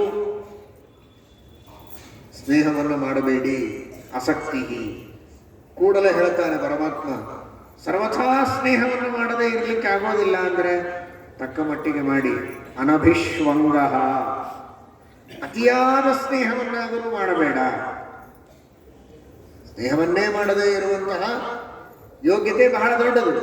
ಆ ಮಟ್ಟವನ್ನು ಮುಟ್ಟುವುದಕ್ಕೆ ಸಾಧ್ಯವಿಲ್ಲ ಅಂದರೆ ಅನಭಿಷ್ವಂಗ, ಅತಿಪಕ್ವವಾದ ಸ್ನೇಹ, ಅತೀ ಸುದೃಢವಾದಂತಹ ಗಾಢವಾದ ಸ್ನೇಹ, ದೇವರನ್ನು ಮರೆಯುವಷ್ಟು, ಧರ್ಮವನ್ನು ಮರೆಯುವಷ್ಟು, ಕರ್ತವ್ಯ ಕರ್ಮದ ಪ್ರಜ್ಞೆಯೇ ಇಲ್ಲದಂತೆ ಮೂಢರಾಗಿ ಹೋಗುವ ರೀತಿಯಲ್ಲಿ ಅತಿ ಸ್ನೇಹ ಮಾಡುವುದನ್ನಾದರೂ ಬಿಡು. ಅನಭಿಷ್ವಂಗ ಪುತ್ರದಾರ ಗೃಹಾದಿಷು. ಎಷ್ಟು ಬೇಕೋ ಅಷ್ಟು ಆಸಕ್ತಿ ಇರಲಿ. ಕರ್ತವ್ಯ ಕರ್ಮದಲ್ಲಿ ಲೋಪ ಆಗಬಾರದು. ವೃದ್ಧೌ ಚ ಮಾತಾಪಿತರೌ ಸಾಧ್ವೀ ಭಾರ್ಯ ಸುತ ಶಿಶು ಅಪ್ಯಕಾರ್ಯಶತಂ ಕೃತ್ವಾ ಭರ್ತವ್ಯ ಮನುರಬ್ರವೀತ್. ತಂದೆ ತಾಯಿಗಳ ಸೇವೆ ಮಾಡಬೇಕು, ಹೆಂಡತಿ ಮಕ್ಕಳ ರಕ್ಷಣೆಯನ್ನು ಮಾಡಬೇಕು. ಕರ್ತವ್ಯ ಕರ್ಮಗಳಲ್ಲಿ ಲೋಪ ಆಗುವಂತೆ ಇಲ್ಲ. ಅದಕ್ಕೆ ಎಷ್ಟು ಬೇಕೋ ಅಷ್ಟು ಆಸಕ್ತಿ, ಸ್ನೇಹ ಅವಶ್ಯವಾಗಿರಲಿ. ಆದರೆ ಅತಿಯಾದ ಆಸಕ್ತಿ, ಇದನ್ನು ಬಿಟ್ಟು ಬೇರೆ ಪ್ರಪಂಚವೇ ಇಲ್ಲ, ನನ್ನ ಗುರಿಯೇ ಮತ್ತೊಂದಿಲ್ಲ, ಇದೇ ಗುರಿ ಅನ್ನುವ ರೀತಿಯಲ್ಲಿ ಅದರೊಳಗೆ ಮುಳುಗುವ ಅಭಿಷ್ವಂಗ, ಅದು ಬೇಡ. ಅಸಕ್ತಿರನಭಿಷ್ವಂಗ ಪುತ್ರದಾರ ಗೃಹಾದಿಷು ನಿತ್ಯಂಚ ಸಮಚಿತ್ತತ್ವಮಿಷ್ಟಾನಿಷ್ಟೋಪಪತ್ತಿಷು. ಭಾರೀ ದೊಡ್ಡದಾದಂತಹ ಇಷ್ಟವಾದ ವಸ್ತು ಸುಖ ಸಿಕ್ಕಾಗಲೂ ಸರಿ, ಅತಿಯಾಗಿ ಹಿಗ್ಗೋದು, ದುಃಖವಾದಾಗ ಪೂರ್ಣವಾಗಿ ಇನ್ನೇನೂ ಅರ್ಥವೇ ಇಲ್ಲ ಬದುಕುವುದರಲ್ಲಿ ಅಂತ ಸಾಯುವುದಕ್ಕೆ ಹೋಗೋದು. ಆ ರೀತಿಯ ಏರುಪೇರುಗಳು ಬಂದಾಗ ಮನುಷ್ಯ ಏಕಪ್ರಕಾರನಾಗಿರಬೇಕು. ಪ್ರಾಚೀನವಾದ ಕರ್ಮ, ನನ್ನ ಯೋಗ್ಯತೆ, ಭಗವಂತನ ಸಂಕಲ್ಪದಂತೆ ಸುಖ ದುಃಖಗಳು ಬರ್ತಾ ಇರ್ತವೆ ಅಂತನ್ನುವುದನ್ನು ತಿಳಿದು ಸುಖವಾಗಲಿ ಬಹು ದುಃಖವಾಗಲಿ ಸಖ ನೀನಾಗಿರೋ ಪಾಂಡುರಂಗ ಅನ್ನುವ ರೀತಿಯಲ್ಲಿ ಆ ಸಂದರ್ಭದಲ್ಲಿಯೂ ಭಗವಂತನ ಚಿಂತನೆ ಮಾತ್ರ ಇರಬೇಕು. ಇಡೀ ಜಗತ್ತನ್ನೇ ಮರೆತು ಬಿಡೋದು ಸುಖ ಆದರೆ, ದುಃಖವಾದರೂ ಮರೆತು ಬಿಡೋದು, ಎರಡೂ ಅಲ್ಲ. ಎರಡೂ ಸಂದರ್ಭಗಳಲ್ಲಿಯೂ ಕೂಡ ಸುಖವನ್ನು ಅನುಭವಿಸುವಾಗ ದೇವರ ಸ್ಮರಣೆಯನ್ನು ಮಾಡುತ್ತಾರೆ, ದುಃಖವನ್ನು ಅನುಭವಿಸುವಾಗಲೂ ನಾನು ಮಾಡಿದ ತಪ್ಪಿಗೆ ದುಃಖವನ್ನು ಕೊಟ್ಟು ಪ್ರಾಯಶ್ಚಿತ್ತ ಮಾಡಿಸಿ ಪಾಪದ ಫಲವನ್ನು ಕೊಟ್ಟು ನನ್ನ ಪಾಪವನ್ನು ಕಳೆದು ಶುದ್ಧನನ್ನಾಗಿ ಮಾಡುತ್ತಾ ಇದ್ದಾನೆ ದೇವರು ಅನ್ನುವ ದೃಷ್ಟಿಯಲ್ಲಿ ಅದನ್ನು ಚಿಂತನೆ ಮಾಡಬೇಕು. ಬೃಹದಾರಣ್ಯಕ ಭಾಷ್ಯದಲ್ಲಿ ಶ್ರೀಮದಾಚಾರ್ಯರು ಹೇಳುತ್ತಾರೆ, ರೋಗಗಳು ಬಂದಾಗಲೂ ಅದನ್ನು ತಪಸ್ಸು ಅಂತ ದೇವರಿಗೆ ಅರ್ಪಣೆ ಮಾಡಬೇಕಂತ. ನೋಡಿದರೆ ನಾವು ಮಾಡಿದ ಪಾಪದಿಂದ ರೋಗವನ್ನು ಅನುಭವಿಸ್ತೇವೆ. ಪಾಪದ ಫಲವಾಗಿ ರೋಗವನ್ನು ಅನುಭವಿಸಿದರೂ ಆ ರೋಗವನ್ನು ಅನುಭವಿಸುವುದನ್ನು ತಪಸ್ಸು ಅಂತ ಚಿಂತನೆ ಮಾಡಿದರೆ ಪುಣ್ಯವನ್ನು ಪಡೆಯಬಹುದು. ಮತ್ತೆ ಎಷ್ಟು ವಿಚಿತ್ರವಾದ ಅವಕಾಶಗಳನ್ನು ಕಲ್ಪಿಸಿಕೊಟ್ಟಿದ್ದಾರೆ ನೋಡಿ. ಮಾಡಿದ್ದು ತಪ್ಪು, ತಪ್ಪಿನ ಫಲವಾಗಿ ರೋಗ, ಆದರೆ ರೋಗದ ಅನುಭವದ ಸಂದರ್ಭದಲ್ಲಿ ಇದನ್ನು ತಪಸ್ಸು, ವಿಷ್ಣವೇ ತಪ ಇತ್ತೇವ ಚಿಂತಯನ್, ಇದು ಭಗವತ್ ಪ್ರೀತ್ಯರ್ಥವಾದ ತಪಸ್ಸು ಅಂತ ಚಿಂತನೆ ಮಾಡಿದರೆ ಅದನ್ನು ಕೂಡ ಪರಮಾತ್ಮ ಸಾಧನೆ ಅಂತ ಪರಿಗಣಿಸಿ ಪುಣ್ಯವನ್ನು ಕೊಡುತ್ತಾರೆ. ಇಂತಹ ಒಂದು ವಿಚಿತ್ರವಾದ ಅವಕಾಶವನ್ನು ಸಾಧನೆಯ ಮಾರ್ಗದಲ್ಲಿ ದೇವರು ಕೊಟ್ಟದ್ದು. ನಿತ್ಯಂಚ ಸಮಚಿತ್ತತ್ವಂ ಇಷ್ಟಾನಿಷ್ಟೋಪಪತ್ತಿಷು ಮಯಿ ಚಾನನ್ಯ ಯೋಗೇನ ಭಕ್ತಿರವ್ಯಭಿಚಾರಿಣಿ. ಸರ್ವೋತ್ತಮತ್ವೇನ ಪರಮಾತ್ಮನಲ್ಲಿ ಮಾಡುವ ಭಕ್ತಿಯನ್ನು ಇನ್ಯಾವ ದೇವತೆಗಳಲ್ಲಿಯೂ ಮಾಡದಂತೆ. ಶ್ರೀಹರಿ ವಿಷ್ಣುವೇ ಸರ್ವೋತ್ತಮ ಅನ್ನುವ ದೃಢವಾದ ನಿರ್ಧಾರದಿಂದ ಅವನಲ್ಲಿ ಭಕ್ತಿಯನ್ನು ಮಾಡಬೇಕು. ಮೈಚ ಅನನ್ಯ ಯೋಗೇನ ಭಕ್ತಿರವ್ಯ ವಿಚಾರ, ಎಂದಿಗೂ ಭಕ್ತಿಯಲ್ಲಿ ಕೊರತೆಯಾಗಬಾರದು. ನನ್ನಲ್ಲಿ ಮಾಡುವಂತೆ ಇನ್ನೊಬ್ಬರಲ್ಲಿ ಭಕ್ತಿಯನ್ನು ಮಾಡಬಾರದು. ಎಲ್ಲ ದೇವತೆಗಳಲ್ಲಿಯೂ ಭಕ್ತಿಯನ್ನು ಮಾಡಲೇಬೇಕು, ಆದರೆ ತಾರತಮ್ಯ ಕ್ರಮದಲ್ಲಿ ಭಕ್ತಿಯನ್ನು ಮಾಡಬೇಕು. ವಿವಿಧ ದೇಶ ಸೇವಿತ್ವಂ ಅರತಿರ್ಜನ ಸಂಸದಿ ಅಧ್ಯಾತ್ಮ ಜ್ಞಾನ ನಿತ್ಯತ್ವ ತತ್ವಜ್ಞಾನಾರ್ಥ ದರ್ಶನ. ಏಕಾಂತದಲ್ಲಿ ವಾಸ, ದುರ್ಜನರ ಸಹವಾಸ ಇರಬಾರದು ಅಂತ. ಸಜ್ಜನರ ಸಹವಾಸ ಇದ್ದರೆ ತಪ್ಪಿಲ್ಲ, ದುರ್ಜನರ ಸಹವಾಸವನ್ನು ಮಾಡಬಾರದು. ಯಾವಾಗಲೂ ಭಗವಂತನ ಜ್ಞಾನವನ್ನು ಪಡೆಯಬೇಕು ಅನ್ನುವುದರಲ್ಲಿ ದೃಢವಾದ ಆಸಕ್ತಿ. ವ್ಯವಹಾರಕ್ಕಾಗಿ ಅನಿವಾರ್ಯ ಕಾರಣಗಳಿಗೆ ಲೌಕಿಕ ಕಾರ್ಯಗಳನ್ನು ಮಾಡಬೇಕಾಗತ್ತೆ. ಮಾಡಿದರೂ ಒಂದು ಕಡೆಗೆ ಮನಸ್ಸು ಮಾತ್ರ ಭಗವಂತನ ಕಡೆಗಿರಬೇಕು. ಅಂಬರೀಷ ಚಕ್ರವರ್ತಿಯ ಕಥೆಯಲ್ಲಿ ಶ್ರೀಮದ್ ಭಾಗವತ ಹೇಳುತ್ತದೆ, ಚಕ್ರವರ್ತಿಯ ಸಮಗ್ರವಾದ ಭೂಮಂಡಲವನ್ನು ಆಳುವಂತಹ ಒಂದು ದೊಡ್ಡ ಶಕ್ತಿ, ಅಂತಹ ದೊಡ್ಡ ಸ್ಥಾನ, ಅಧಿಕಾರದಲ್ಲಿದ್ದವರು. ಬೇಕಾದಷ್ಟು ಅವರ ರಾಜ್ಯದಲ್ಲಿ ಪ್ರಜೆಗಳೆಲ್ಲ ಅವನನ್ನು ಅನುಸರಿಸಿ ಇದ್ದವರು. ಅವರ ರಕ್ಷಣೆ, ಪಾಲನೆ, ಪೋಷಣೆ ಇವನ ದೊಡ್ಡ ಜವಾಬ್ದಾರಿ. ಅದನ್ನೆಲ್ಲ ನಿರ್ವಹಣೆ ಮಾಡ್ತಾ ಇದ್ದವ. ಎಲ್ಲವನ್ನ ಬಿಟ್ಟು ಕೇವಲ ದೇವರ ಮನೆಯಲ್ಲಿ ಕುಳಿತವನಲ್ಲ ಅಂಬರೀಷ. ಆದರೆ ಮನಸ್ಸು ಮಾತ್ರ ಭಗವಂತನಲ್ಲಿ ಇರ್ತಾ ಇತ್ತು. ಇದೆಲ್ಲ ದೇವರ ಆಜ್ಞೆ. ಪ್ರಜೆಗಳ ಪಾಲನೆಯೂ ಒಂದು ದೇವರ ಸೇವೆ. ನಾರಾಯಣಸ್ಯ ಶುಶ್ರೂಷಾ ಕರ್ಮಾಖ್ಯ ಕರವನ್ವಿತೇಹೇ. ಎಲ್ಲ ತರಹದ ಉತ್ತಮರು, ಮಧ್ಯಮರು, ಅಧಮರು, ಅನೇಕ ತರಹದ ಜೀವರಿದ್ದಾರೆ. ಅವರೆಲ್ಲರಿಗೆ ಮಾಡುವ ಅವರವರಿಗೆ ಯೋಗ್ಯವಾದಂತಹ ಉಪಕಾರ ಅಥವಾ ಸೇವೆ ಅಥವಾ ಸಹಾಯ ಏನೇ ಇರಬಹುದು. ದೊಡ್ಡವರ ಸೇವೆ, ಸಮಾನರಿಗೆ ಸಹಕಾರ, ಚಿಕ್ಕವರ ಮೇಲೆ ದಯೆ, ವಾತ್ಸಲ್ಯದಿಂದ ಮಾಡುವಂತಹ ಉಪಕಾರ ಏನಿದ್ದರೂ ಕೂಡ ಅದು ಭಗವಂತನ ಸೇವೆ. ಅದು ಅಂತರ್ಯಾಮಿಯಾದ ಪರಮಾತ್ಮನ ಪೂಜೆ ಅನ್ನುವ ಅನುಸಂಧಾನದಿಂದಲೇ ಮಾಡ್ತಾ ಇದ್ದ. ಸವೈ ಮನಃ ಕೃಷ್ಣ ಪದಾರವಿಂದಯೋ ವಚಾಂಸಿ ವೈಕುಂಠ ಗುಣಾನುವರ್ಣನೆ ಕರೌ ಹರೇರ್ ಮಂದಿರಮರ್ಚನಾದಿಷು ಶ್ರುತಿಂಚಕಾರಾಚ್ಯುತ ಸತ್ಕಥೋದಯೇ. ಒಬ್ಬ ಚಕ್ರವರ್ತಿ ಹೀಗಿದ್ದ. ಯಾವುದೇ ಕಾರ್ಯವನ್ನು ಮಾಡುವಾಗಲೂ ಮನಸ್ಸು ದೇವರದು. ಪ್ರಜೆಗಳಿಗೇನೋ ಒಂದೆರಡು ಮಾತುಗಳನ್ನು ಹೇಳಬೇಕಾದರೂ ದೇವರ ಬಗ್ಗೆ ಹೇಳೋದು.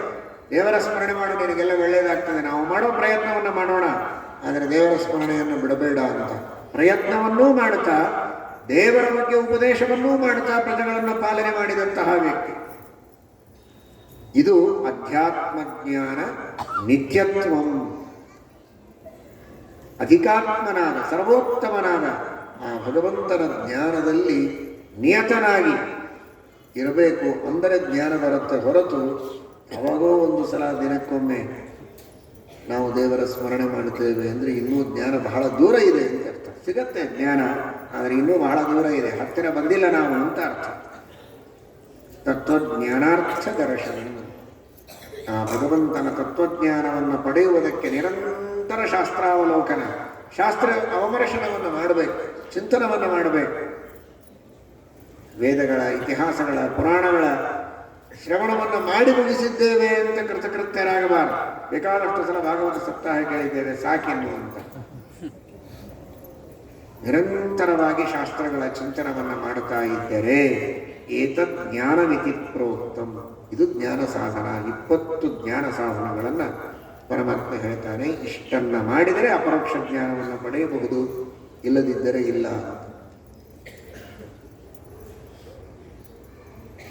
ಇದೆಲ್ಲ ಜ್ಞಾನದ ಸಾಧನಗಳು. ಇದರ ಜೊತೆಗೆ ಶ್ರೀಕೃಷ್ಣ ಪರಮಾತ್ಮ 18ನೆಯ ಅಧ್ಯಾಯದಲ್ಲಿ ಹೇಳುವಂತಹದ್ದು ಯಜ್ಞೋ ದಾನಂ ತಪಶ್ಚೈವ ಪಾವನಾನಿ ಮನೀಷಿಣ. ಯಜ್ಞದಾನ ತಪಸ್ಸುಗಳನ್ನು ಎಂತಹ ಸಂದರ್ಭದಲ್ಲಿಯೂ ಬಿಡಬಾರದು. ನ ತ್ಯಾಜ್ಯಂ ಕಾರ್ಯಮೇವ ತತ್. ಏನೇ ಇದ್ದರೂ ಯಜ್ಞದಾನ ತಪಸ್ಸುಗಳನ್ನು ಬಿಡುವಂತಿಲ್ಲ. ನಾನಾ ರೀತಿಯ ಯಜ್ಞ. ಇದೊಂದು ಯಜ್ಞ, ಜ್ಞಾನ ಯಜ್ಞ. ಇದು ಹರೇ ರಾಮ ಕೃಷ್ಣ ಗೋವಿಂದ ಅಂತ ದೇವರ ನಾಮಗಳನ್ನು ಹೇಳುವುದು ಒಂದು ಯಜ್ಞ.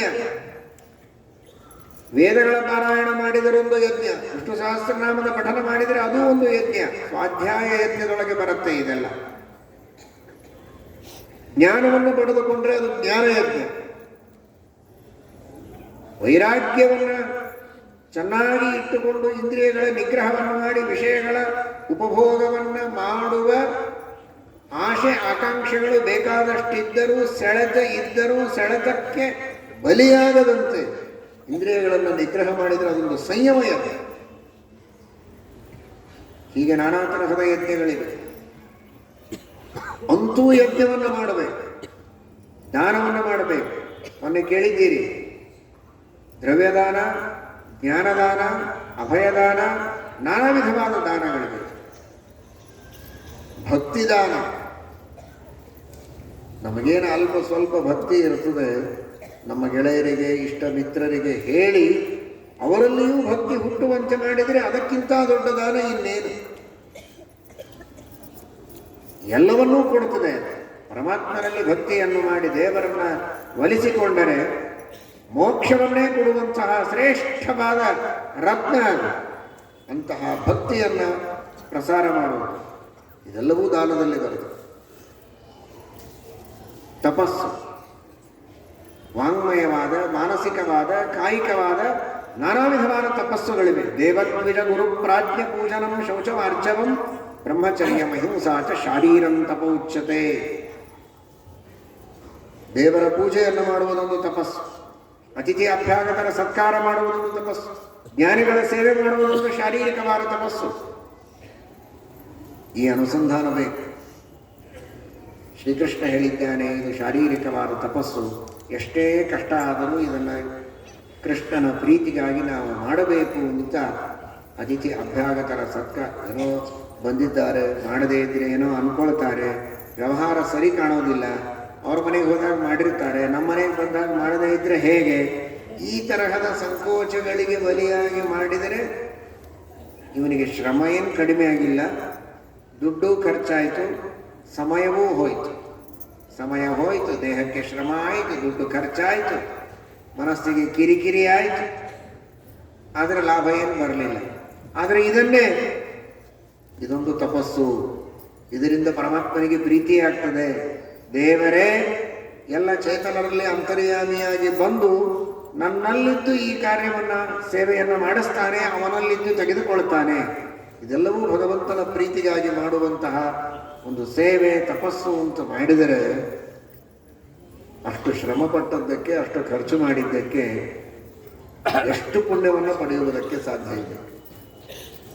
ದೇವ ದ್ವಿಜ ಗುರು ಪ್ರಾಜ್ಞ ಪೂಜನಂ ಶೌಚಂ ಆರ್ಜವಂ. ಮಾಡುವಂತಹ ಶೌಚ ಆಚಾರಗಳು ಇದು ಒಂದು ತಪಸ್ಸು, ಪರಮಾತ್ಮನ ಪ್ರೀತಿಗಾಗಿ ಮಾಡುವುದು ಅಂತ ತಿಳಿದುಕೊಂಡ್ರೆ ಅದರಿಂದಲೂ ಭಗವಂತನ ಪ್ರೀತಿ ಆಗ್ತದೆ, ಅನುಗ್ರಹವಾಗ್ತದೆ. ಹೀಗೆ ತಪಸ್ಸನ್ನು ಆಚರಣೆ ಮಾಡಬೇಕು, ಯಜ್ಞವನ್ನು ಮಾಡಬೇಕು, ದಾನವನ್ನು ಮಾಡಬೇಕು. ಈ ಮೂರೂ ಕೂಡ ಮನುಷ್ಯನನ್ನು ಪೂರ್ಣವಾಗಿ ಶುದ್ಧಗೊಳಿಸುವ, ಪಾವನವಾದ, ಅವನ ಎಲ್ಲ ವಿಧವಾದ ದೈಹಿಕ ಮಾನಸಿಕ ದೋಷಗಳನ್ನು ತೊಳೆದು ಸ್ವಚ್ಛ ಮಾಡುವಂತಹ ಶ್ರೇಷ್ಠವಾದ ಮೂರು ಉಪಾಯಗಳು ಎಂಬುದಾಗಿ ಶ್ರೀಕೃಷ್ಣ ಪರಮಾತ್ಮ ಆದೇಶವನ್ನು ಮಾಡುತ್ತಾರೆ. ಜೊತೆಗೆ ಅನೇಕ ವಿಭಾಗಗಳನ್ನು 18ನೇ ಅಧ್ಯಾಯದಲ್ಲಿ ತಿಳಿಸ್ತಾನೆ. ಸಾತ್ವಿಕ, ರಾಜಸ, ತಾಮಸ ಅಂತ. ಸಾತ್ವಿಕವಾದದ್ದನ್ನು ಅಳವಡಿಸಿಕೊಳ್ಳಿ. ಮನುಷ್ಯನಿಗೆ ಕರ್ಮವನ್ನು ಮಾಡುವುದಾಗಿರಬಹುದು, ಧೈರ್ಯ, ಸುಖ, ಬುದ್ಧಿ ಎಲ್ಲದರೊಳಗೂ 3 ಭಾಗಗಳಿವೆ. ಸಾತ್ವಿಕ ಧೈರ್ಯ, ಸಾತ್ವಿಕ ಬುದ್ಧಿ, ಸಾತ್ವಿಕ ಕರ್ಮ, ಸಾತ್ವಿಕ ಸುಖ. ಈ ದೃಷ್ಟಿಯಲ್ಲಿ ನೀವು ಹೋಗಬೇಕು. ಏನೋ ಒಂದು ಮಾಡೋದು ಅಂತಲ್ಲ, ಯಾವುದು ಸಾತ್ವಿಕ ಅದನ್ನು ಮಾಡಿ. ನಿಯತಂ ಸಂಗರಹಿತಂ ಅರಾಗ ದ್ವೇಷತಃ ಕೃತಂ ಅಫಲ ಪ್ರೇಪ್ಸುನಾ ಕರ್ಮ ಯತ್ತತ್ ಸಾತ್ವಿಕ ಮುಚ್ಯತೆ. ಸಾತ್ವಿಕವಾದ ಕರ್ಮ ಅಂತ ಯಾವುದನ್ನು ಹೇಳಬೇಕು ತಿಳಿದುಕೊಳ್ಳಿ. ಸಾತ್ವಿಕ ಕರ್ಮ ಅಂತ ಹೇಳುವಾಗ ಭಗವಂತ ಪೂಜಾ, ಪಾಠ, ಪ್ರವಚನ, ದಾನ, ಧರ್ಮ, ಯಾತ್ರೆ, ಸೇವೆ ಇವುಗಳು ಸಾತ್ವಿಕ ಕರ್ಮ ಅಂತ ಹೀಗೆ ಲಿಸ್ಟ್ ಮಾಡಲಿಲ್ಲ ಪರಮಾತ್ಮ. ಇಂತಿಂಥ ಕರ್ಮಗಳು ಅಂತ, ವಿಹಿತವಾದ ಕರ್ಮಗಳು ಅನ್ನುವುದು ಸಿದ್ಧ. ಆದರೆ ದೇವರು ಫೋಕಸ್ ಮಾಡಿದ್ದೆಯಲ್ಲಿ ಕರ್ಮ ಸಾತ್ವಿಕ ಆಗಬೇಕು ಅಂದ್ರೆ ಏನ್ ಮಾಡಬೇಕು? ಸುಮ್ಮನೆ ನೀನು ವಾಕಿಂಗ್ ಮಾಡಬೇಡ, ಇದು ರಾಜಸ. ಇನ್ನೊಬ್ಬರಿಗೆ ಅಪಕಾರ ಮಾಡಬೇಡ, ಅದು ತಾಮಸ. ಉಪಕಾರ ಮಾಡು, ಸೇವೆ ಮಾಡು, ಪೂಜೆ ಮಾಡು, ಇದು ಸಾತ್ವಿಕ. ಹೀಗೆ ಹೇಳಬಹುದಾಗಿತ್ತು. ಅದು ಹೌದು, ಅಲ್ಲ ಅಂತಲ್ಲ. ಆದರೆ ದೇವರು ಯಾವುದಕ್ಕೆ ಒತ್ತು ಕೊಟ್ಟದ್ದು, ಭಾರ ಹಾಕಿದ್ದು, ಕರ್ಮವನ್ನು ಮಾಡುವ ಹಿನ್ನೆಲೆಯಲ್ಲಿರುವ ಮಾನಸ ಭಾವನೆಗೆ. ಅದರ ಮೇಲೆ ಅದು ಸಾತ್ವಿಕ ಅಥವಾ ರಾಜಸ ಅಥವಾ ತಾಮಸ ಅಂತ ನಿರ್ಣಯ ಮಾಡ್ತಾರೆ. ನಿಯತಂ, ಭಗವಂತನ ಸರ್ವೋತ್ತಮತ್ವದ ಜ್ಞಾನ ಇರಬೇಕು. ಶ್ರೀಮದ್ ಟೀಕಾಕೃತ್ಪಾದರು ವ್ಯಾಖ್ಯಾನ ಮಾಡುವಂತಹದ್ದು ನ್ಯಾಯದೀಪಿಕೆಯಲ್ಲಿ ಪರಮಾತ್ಮನ ಸರ್ವೋತ್ತಮತ್ವದ ಅನುಸಂಧಾನ ಇರಬೇಕು, ಭಕ್ತಿ ಇರಬೇಕು. ಜ್ಞಾನ ಬೇರೆ, ಭಕ್ತಿ ಬೇರೆ. ಅರ್ಥಾತ್ ಜ್ಞಾನ ಇದ್ದ ಮಾತ್ರಕ್ಕೆ ಭಕ್ತಿ ಪೂರ್ಣ ಅಲ್ಲ. ಜ್ಞಾನವೂ ಇದ್ದು ಸ್ನೇಹವೂ ಇದ್ದರೆ ಅದು ಭಕ್ತಿ. ಆಗ ಕರ್ಮ ಸಾತ್ವಿಕವಾಗುತ್ತೆ. ವಿಹಿತವಾದದ್ದನ್ನೇ ಮಾಡಬೇಕು. ತನ್ನ ವರ್ಣ ಹಾಗೂ ಆಶ್ರಮಗಳಿಗೆ ವಿಹಿತವಾದದ್ದನ್ನು ಮಾಡಬೇಕು. ಜ್ಞಾನಪೂರ್ವಕವಾಗಿ ವಿಷ್ಣು ಸರ್ವೋತ್ತಮತ್ವದ ಅನುಸಂಧಾನ ನಿರಂತರವಾಗಿರಬೇಕು. ವಿಷ್ಣುವಿನಲ್ಲಿ ಭಕ್ತಿ ಇರಬೇಕು. ಆಗ ಕರ್ಮ ಸಾತ್ವಿಕ ಅನಿಸಿಕೊಳ್ಳುತ್ತದೆ. ಇಲ್ಲ ಅಂದ್ರೆ ಅದು ಪ್ರವಚನವೇ ಇರಬಹುದು, ಯಜ್ಞವೇ ಇರಬಹುದು, ದೇವರ ಪೂಜೆಯೇ ಇರಬಹುದು, ಸಾತ್ವಿಕ ಆಗೋದಿಲ್ಲ ಅನುಸಂಧಾನ ಇಲ್ಲ ಅಂದ್ರೆ. ನಿಯತಂ, ಮತ್ತು ದೇವರಿಗೆ ಸಮರ್ಪಣೆಯನ್ನು ಮಾಡಬೇಕು. ಒಂದೊಂದು ಕರ್ಮಗಳನ್ನು ನಾಹಂಕರ್ತ ಹರಿಕರ್ತ ಅಂತ ದೇವರಿಗೆ ಅರ್ಪಣೆಯನ್ನು ಮಾಡಬೇಕು. ದೇವರು ಸರ್ವೋತ್ತಮ, ಅವನೇ ಒಳಗೆ ನಿಂತು ಮಾಡಿಸಿದ್ದು. ಇದು ಅವನ ಪೂಜೆ. ಅವನ ಅನುಗ್ರಹದಿಂದ ಪರತಂತ್ರನಾಗಿ ನಾನು ಮಾಡಿದ್ದೆ, ನಾನು ಸ್ವತಂತ್ರನಲ್ಲ ಅಂತನ್ನುವ ಅಭಿಮಾನ ತ್ಯಾಗ. ಈ ರೀತಿ ಕರ್ಮವನ್ನ ಮಾಡಬೇಕು. ಮಾಡೋದು ವಿಹಿತ ಕರ್ಮವನ್ನೇ ಮಾಡಬೇಕು. ಹಾಗಾದ್ರೆ ಈ ಅನುಸಂಧಾನವನ್ನು ಇಟ್ಟುಕೊಂಡು ಎಂಥ ಕೆಟ್ಟ ಕೆಲಸ ಮಾಡಿದ್ರು ಅಡ್ಡಿ ಇಲ್ಲ ಅಂತ ತಿಳ್ಕೋಬೇಡಿ. ನನಗೆ ವಿಹಿತವಾದಂತಹ ಕರ್ಮಗಳನ್ನೇ ಮಾಡಬೇಕು. ಮಾಡುವಾಗ ಈ ಅನುಸಂಧಾನವನ್ನು ಇಟ್ಟುಕೊಳ್ಳಲೇಬೇಕು. ಆಗ ಅದು ನಿಯತವಾಗ್ತದೆ. ನಿಯತಂ. ಅದನ್ನೇ ಶ್ರೀಮದ್ ಆಚಾರ್ಯರು ಕೂಡ ಕೃಷ್ಣನ ಮಾತನ್ನ ದ್ವಾದಶ ಸ್ತೋತ್ರದಲ್ಲಿ ಕುರು ಭುಂಕ್ಷ ಚ ಕರ್ಮ ನಿಜಂ ನಿಯತಂ, ಈ ರೀತಿ ಕರ್ಮವನ್ನು ಮಾಡಬೇಕು. ಸಂಗರಹಿತಂ, ನಾನು ಸ್ವತಂತ್ರಕರ್ತ ಅನ್ನುವಂತಹ ದುರಭಿಮಾನವನ್ನು ಬಿಡಬೇಕು. ಯಾರು ಮೋಕ್ಷಕ್ಕೆ ಹೋಗ್ತಾರೆ, ಅದಕ್ಕೆ ಕನಕದಾಸರು ಹೇಳಿದ್ರಂತೆ, ನಾನು ಹೋದ್ರೆ ಹೋಗ್ತೇನೆ. ಸುತ್ತಲಿದ್ದವರಿಗೆಲ್ಲ ಸಿಟ್ಟು ಬಂತು. ಏನು ಇಷ್ಟೆಲ್ಲ ಮಂದಿ ನಾವಿದ್ದಾಗ ನಾನು ಹೋದ್ರೆ ಹೋಗ್ತೇನೆ ಅಂತ, ತಾವು ಒಬ್ಬರೇ ಹೋಗ್ತೀವಿ ಅಂತ ಹೇಳ್ಕೋತಾರ ಅಂತ. ಕನಕದಾಸರ ಅಭಿಪ್ರಾಯವೇನಿತ್ತು? ನಾನು ಅಂದ್ರೆ ತಾನು ಅಂತ ಅವರ ಅಭಿಪ್ರಾಯವಲ್ಲ. ಯಾರಾದರೂ ಮೋಕ್ಷಕ್ಕೆ ಹೋಗ್ಬೋದು, ಯಾವಾಗ ನಾನು ಅನ್ನುವ ಭಾವನೆ ಹೋದರೆ ಮೋಕ್ಷಕ್ಕೆ ಹೋಗ್ತಾರೆ ಅಂತ. ನಾನೊಬ್ಬ ಹೋಗ್ತೇನೆ ಅಂತ ಅರ್ಥ ಅಲ್ಲ. ನಾನು ಎಂಬ ಅಹಂಕಾರ,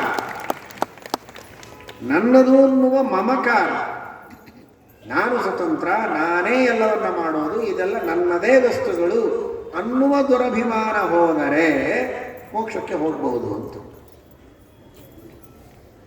ಹಾಗಾದರೆ ಅಂತಹ ಸಂಗರಹಿತಂ ಅರಾಗದ್ವೇಷತಃ ಕೃತಂ ಕೀರ್ತಿ ಕಾಮುಕತೆ.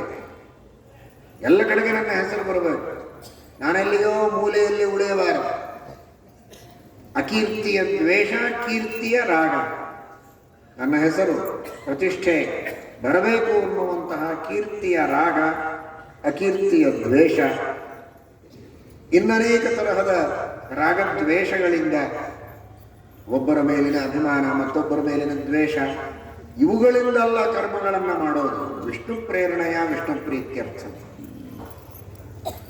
ಅಕ್ಕಪಕ್ಕದ ಮನೆಯವರು ಬಹಳ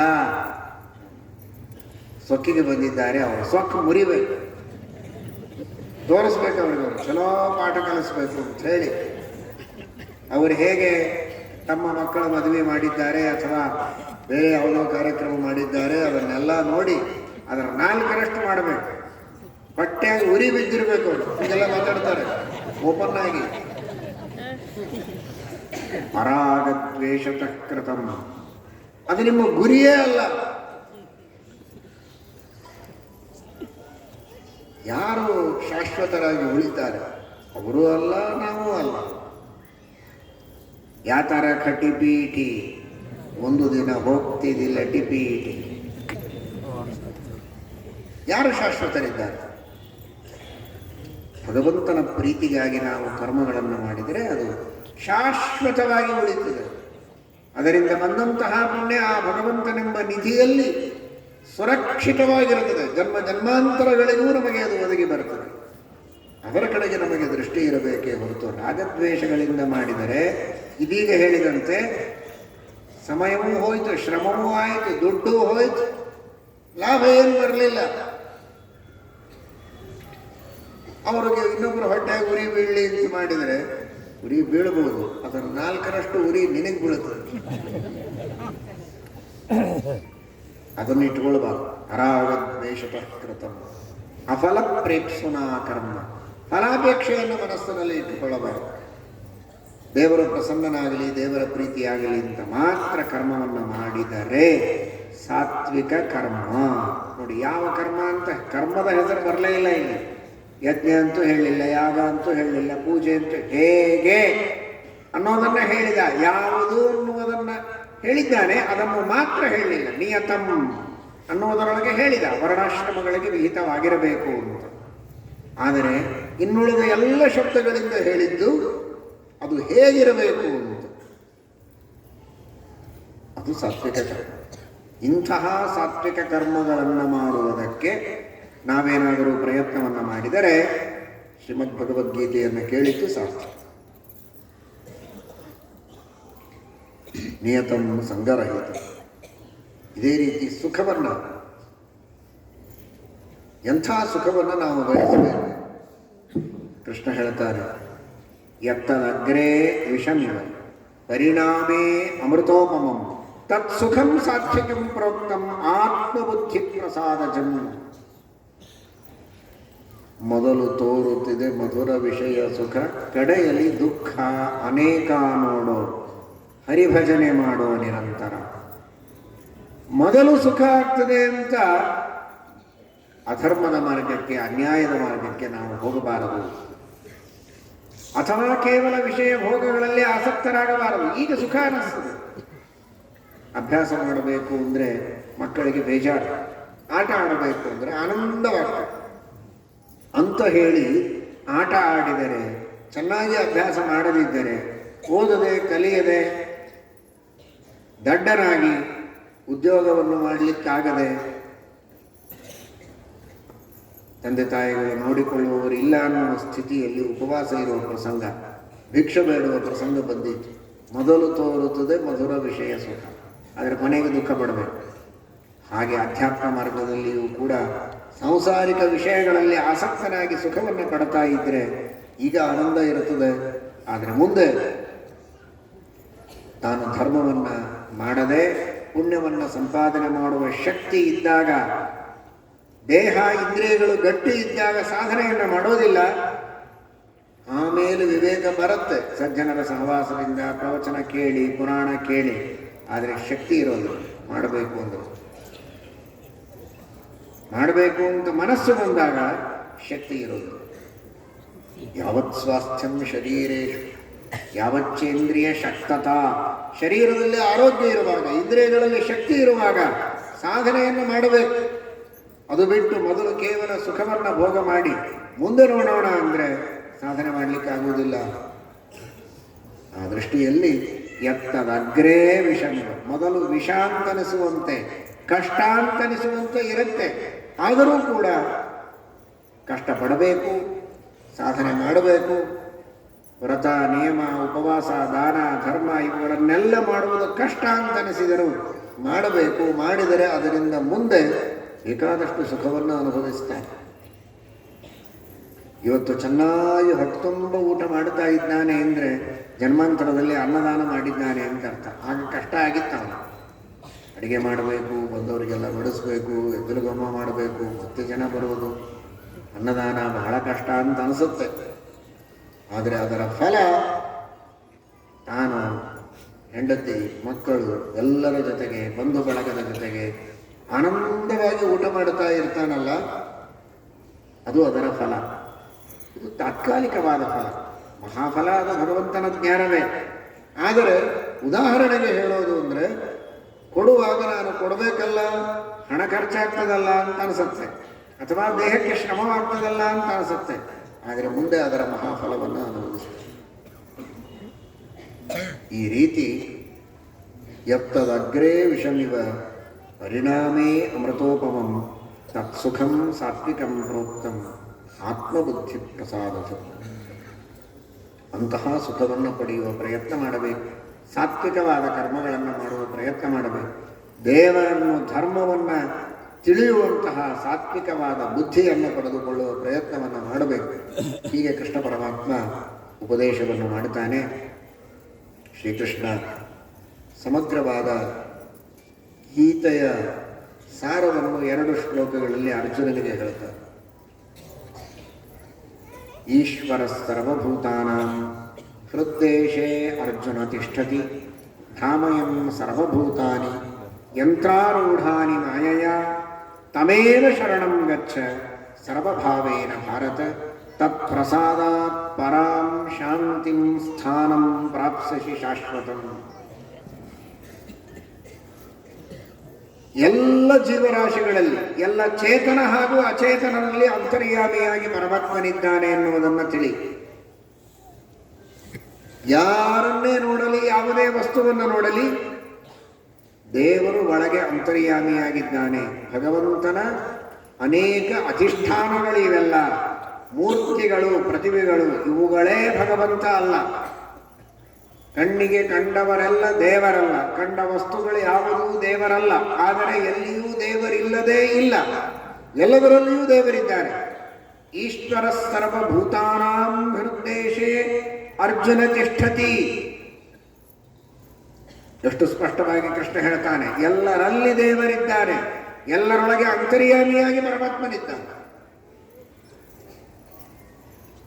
ಭ್ರಾಮಯನ್ ಸರ್ವಭೂತಾನಿ ಯಂತ್ರಾರೂಢಾನಿ ಮಾಯಯ. ತನ್ನ ಇಚ್ಛೆಗೆ ತಕ್ಕಂತೆ ಅವರಿಂದ ಕರ್ಮಗಳನ್ನು ಮಾಡಿಸ್ತಾನೆ. ಮೊನ್ನೆ ತಿಳಿದಿದ್ದೀರಿ, ಯಂತ್ರಾರೂಢಾನಿ, ಅದ್ಭುತವಾದ ಈ ಶರೀರವೆಂಬ ಯಂತ್ರದಲ್ಲಿ ಕೂಡಿಸಿ ಆ ಜೀವರಿಂದ ನಾನಾ ವಿಧವಾದ ಕರ್ಮಗಳನ್ನು ಮಾಡಿಸ್ತಾನೆ. ಎಂತಹ ಕಾರುಣ್ಯ ಪರಮಾತ್ಮನ. ಸ್ವವಂದನಂ ಯಥಾ ಪಿತ್ರ ಕಾರಿತಂ ಶಿಶು ಕರ್ತೃಕಂ ಏವಂ ಪೂಜಾ ವಿಷ್ಣುಧೀನಾ ಭವೇತ್ ಜೀವಕೃತೇತ್ಯಪಿ. ಈ ತರಹ ಯಾರು ಮಾಡುತ್ತಾರೆ? ಸುಮ್ಮನೆ ಕುಳಿತಿದ್ದಾನೆ ಒಬ್ಬ, ತಾನೇ ಎದ್ದು ಹೋಗಿ ಅವನ ಕೈ ಹಿಡಿದು, ಅವನ ಕೈ ಎತ್ತಲಿಕ್ಕೂ ಆಗೋದಿಲ್ಲ, ಅವನ ಕೈ ಹಿಡಿದು ತಾನೇ ಎತ್ತಿ ಅವನ ಕೈಯನ್ನು ಹೀಗೆ ಮಾಡಿಸೋದು, ಕೈ ಹಿಡಿದು. ಅಂದರೆ ತನ್ನನ್ನು ಅವನು ಸ್ವಾಗತ ಮಾಡಿದ ಹಾಗೆ. ಎಷ್ಟು ಪ್ರೀತಿಯಿಂದ ನನ್ನ ಸ್ವಾಗತ ಮಾಡ್ತೀಯಪ್ಪ ಅಂತ ಯಾರಾದರೂ ಅಂತಾರ? ಅವನೇನೂ ಮಾಡಿಲ್ಲ, ಅವನ ಕಣ್ಣೆತ್ತಿ ಅವನನ್ನು ನೋಡಿಲ್ಲ, ಬಾ ಅಂತ ಕರೆದಿಲ್ಲ, ಕೈ ಮಾಡಿಲ್ಲ, ಕೂಡು ಅಂತ ಕೈ ತೋರಿಸಿಲ್ಲ.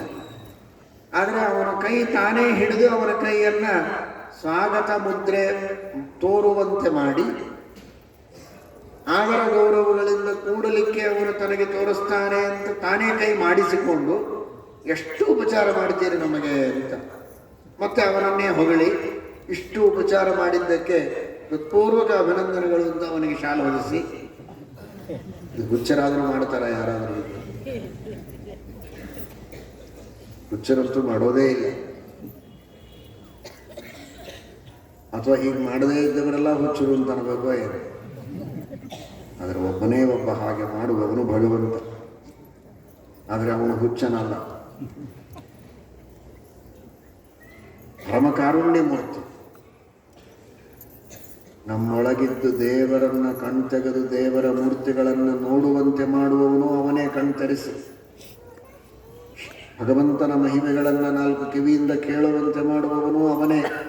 ಅದಕ್ಕೆ ತಕ್ಕಂತೆ ವರ್ಣಾಶ್ರಮ ವಿಹಿತ ಕರ್ಮಗಳನ್ನು ಒಳಗಿದ್ದು ಮಾಡಿಸುವವನು ಅವನೇ, ಎಲ್ಲ ಅವನೇ ಮಾಡೋದು. ಮಾಡಿ ಎಷ್ಟು ಒಳ್ಳೆಯ ಕರ್ಮಗಳನ್ನು ಮಾಡಿದ್ದಿ, ಎಷ್ಟು ಪುಣ್ಯ ಸಂಪಾದನೆ ಮಾಡಿದೆಯಪ್ಪ, ಬಹಳ ಸಂತೋಷ ಅಂತ ಅದಕ್ಕೆ ನಾನಾ ವಿಧವಾದ ಫಲಗಳನ್ನು ಅವನೇ ಕೊಡ್ತಾನೆ. ನೀನೇನು ಮಾಡಿದ್ದಿ, ನಾನೇ ಮಾಡಿಸಿದ್ದೀನಿ, ನಿನಗ್ಯಾಕೆ ಫಲ ಕೊಡಬೇಕು ಅನ್ನೋದಿಲ್ಲ. ತಾನೇ ಒಳಗಿದ್ದು ಮಾಡಿಸಿ ಫಲವನ್ನು ನಮಗೆ ಕೊಡ್ತಾನೆ. ಏನೂ ತಿಳಿಯದ ಮಕ್ಕಳನ್ನು ಎತ್ತಿಕೊಂಡು ತಾವೇ ತಮ್ಮ ಕಾಲಿಗೆ ನಮಸ್ಕಾರ ಮಾಡಿಸಿಕೊಂಡು ತಂದೆ ತಾಯಿಗಳು ಆಶೀರ್ವಾದವನ್ನು ಮಾಡುತ್ತಾರೆ. ಆ ಮಗು ತಿಳುವಳಿಕೆಯಿಂದ ಮಾಡಿಲ್ಲ, ನಾವೇ ನಮಸ್ಕಾರ ಮಾಡಿಸಿಕೊಂಡಿದ್ದು, ಯಾಕೆ ಆಶೀರ್ವಾದ ಮಾಡಬೇಕು ಅನ್ನೋದಿಲ್ಲ. ಅಷ್ಟೇ ಪ್ರೀತಿಯಿಂದ ಆಶೀರ್ವಾದ ಮಾಡ್ತಾರೆ ಅನ್ನೋದಕ್ಕೆ ಮಕ್ಕಳು ಬೆಳೀತಾರೆ. ಹಾಗೆ ಭಗವಂತ ತಾನೇ ಒಳಗಿದ್ದು ಎಲ್ಲವನ್ನ ಮಾಡಿಸಿ ಯಂತ್ರಾರೂಢಾನಿ ಮಾಯಯ. ಮಾಯಾ ಅನ್ನೋ ಶಬ್ದಕ್ಕೆ ಇಚ್ಛೆ ಜ್ಞಾನ ಅಂತ ಅರ್ಥ ಇದೆ. ತನ್ನ ಜ್ಞಾನದಿಂದ, ತನ್ನ ಇಚ್ಛೆಯಿಂದ. ಮಾಯಾ ಅನ್ನೋ ಶಬ್ದಕ್ಕೆ ಅನೇಕ ಜನರು ಅನೇಕ ರೀತಿಯ ತಪ್ಪು ಅರ್ಥಗಳನ್ನು ಮಾಡಿಕೊಳ್ತಾರೆ. ಇದೆಲ್ಲ ಮಾಯೆ ಅಂತ, ಇದೆಲ್ಲ ಮಾಯೆ ಅಂತ ಹೇಳಿಬಿಟ್ರೆ ಏನೋ ಒಂದು ಆನಂದ ಆ ಶಬ್ದ ಕೇಳುವುದರೊಳಗೆ. ಆದರೆ ಪ್ರಾಚೀನವಾದಂತಹ ವೈದಿಕ ನಿಘಂಟುವಿನಲ್ಲಿ ಮಾಯಾ ವಯುನಂ ಜ್ಞಾನಂ, ಮಾಯಾ ಎಂಬ ಶಬ್ದಕ್ಕೆ ಜ್ಞಾನ ಅಂತ ಅರ್ಥ ಇದೆ. ಮಹಾಮಾಯೇತ್ಯ ವಿದ್ಯೇತಿ ನಿಯತಿರ್ ಮೋಹಿನೀತಿ ಚ ಪ್ರಕೃತಿರ ವಾಸನೇತ್ಯೇವ ತವೇಚ್ಛಾನಂತ ಕಥ್ಯತೆ. ಮಾಯಾ ಎಂಬ ಶಬ್ದಕ್ಕೆ ಭಗವಂತನ ಇಚ್ಛೆ ಅಂತ ಅರ್ಥ ಇದೆ. ಅದನ್ನು ತಿಳಿಯದೆ ಮಾಯಾ ಅನ್ನುವ ಶಬ್ದಕ್ಕೆ ಯಾವುದೋ ಒಂದು ಐಂದ್ರಜಾಲಿಕವಾದ ಮಾಯೆ, ಇಲ್ಲದಿದ್ದದ್ದನ್ನು ಸುಮ್ಮನೆ ತೋರಿಸುವಂತಹ ಒಂದು ಮಾಯೆ, ಮ್ಯಾಜಿಕ್ ಅಂತನ್ನುವ ಅರ್ಥದೊಳಗೆ ಅದನ್ನು ಸರ್ವಥಾ ತಿಳಿಯಬಾರದು. ಮಾಯೆಯ ತನ್ನ ಅದ್ಭುತವಾದ ಜ್ಞಾನ, ತನ್ನ ಸಂಕಲ್ಪ ಶಕ್ತಿ, ತನ್ನ ಇಚ್ಛಾಶಕ್ತಿಯಿಂದ ಪರಮಾತ್ಮ ಎಲ್ಲ ಜೀವರಿಂದ ಅನಂತ ಕರ್ಮಗಳನ್ನು ಮಾಡಿಸ್ತಾನೆ. ಅದಕ್ಕೆ ತಕ್ಕ ಫಲಗಳನ್ನು ಕೊಡ್ತಾನೆ. ಅಂತಹ ಸರ್ವಪ್ರೇರಕನಾದ ಸರ್ವಾಂತರ್ಯಾಮಿಯಾದ ಭಗವಂತನಿಗೆ ಶರಣು ಹೋಗು. ಅವನು ಯಾರಲ್ಲ, ನಾನೇ. ಮಾಮೇವ ಶರಣಂ ತಮೇವ ಶರಣಂ ಗಚ್ಚ ಅಂತ ಇಲ್ಲಿ ಹೇಳ್ತಾನೆ.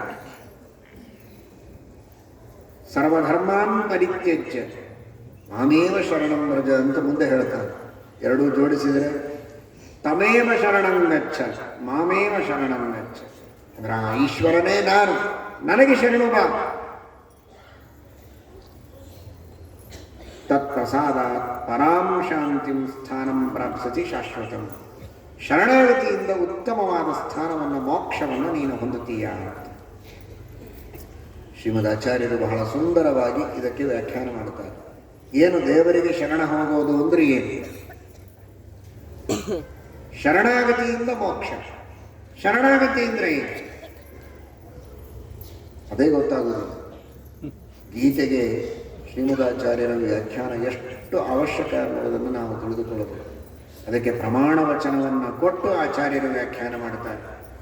ಸರ್ವೋತ್ತಮತ್ವ ವಿಜ್ಞಾನ ಪೂರ್ವಂ ತತ್ರ ಮನಸ್ಸದಾ ಸರ್ವಾಧಿಕ ಪ್ರೇಮಯುಕ್ತಂ ಸರ್ವಸ್ಯಾತ್ರ ಸಮರ್ಪಣಂ ಅಖಂಡ ತ್ರಿವಿಧಾ ಪೂಜಾ ತದ್ರತ್ಯೈವ ಸ್ವಭಾವತಃ ರಕ್ಷತಿ ಇತ್ಯೇವ ವಿಶ್ವಾಸಃ ತದೀಯೋಹಮಿತಿ ಸ್ಮೃತಿ ಶರಣಾಗತಿರೇಷಾ ಸ್ಯಾತ್ ವಿಷ್ಣು ಮೋಕ್ಷ ಫಲಪ್ರದ.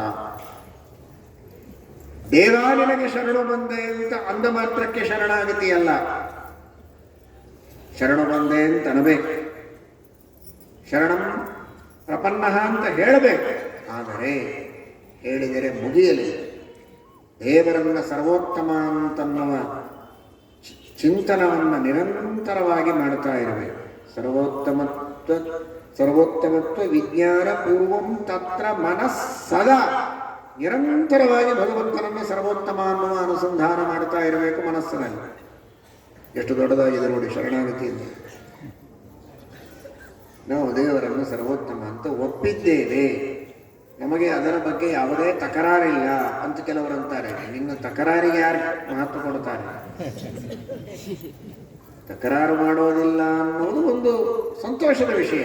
ಆದರೆ ತತ್ರ ಮನಸ್ಸದಾ ನಿರಂತರವಾಗಿ ದೇವರನ್ನು ಸರ್ವೋತ್ತಮ ಸರ್ವೋತ್ತಮ ಸರ್ವೋತ್ತಮ ಅಂತ ಮನಸ್ಸಿನಲ್ಲಿ ನಾವು ಚಿಂತನೆ ಮಾಡ್ತಾ ಇರಬೇಕು.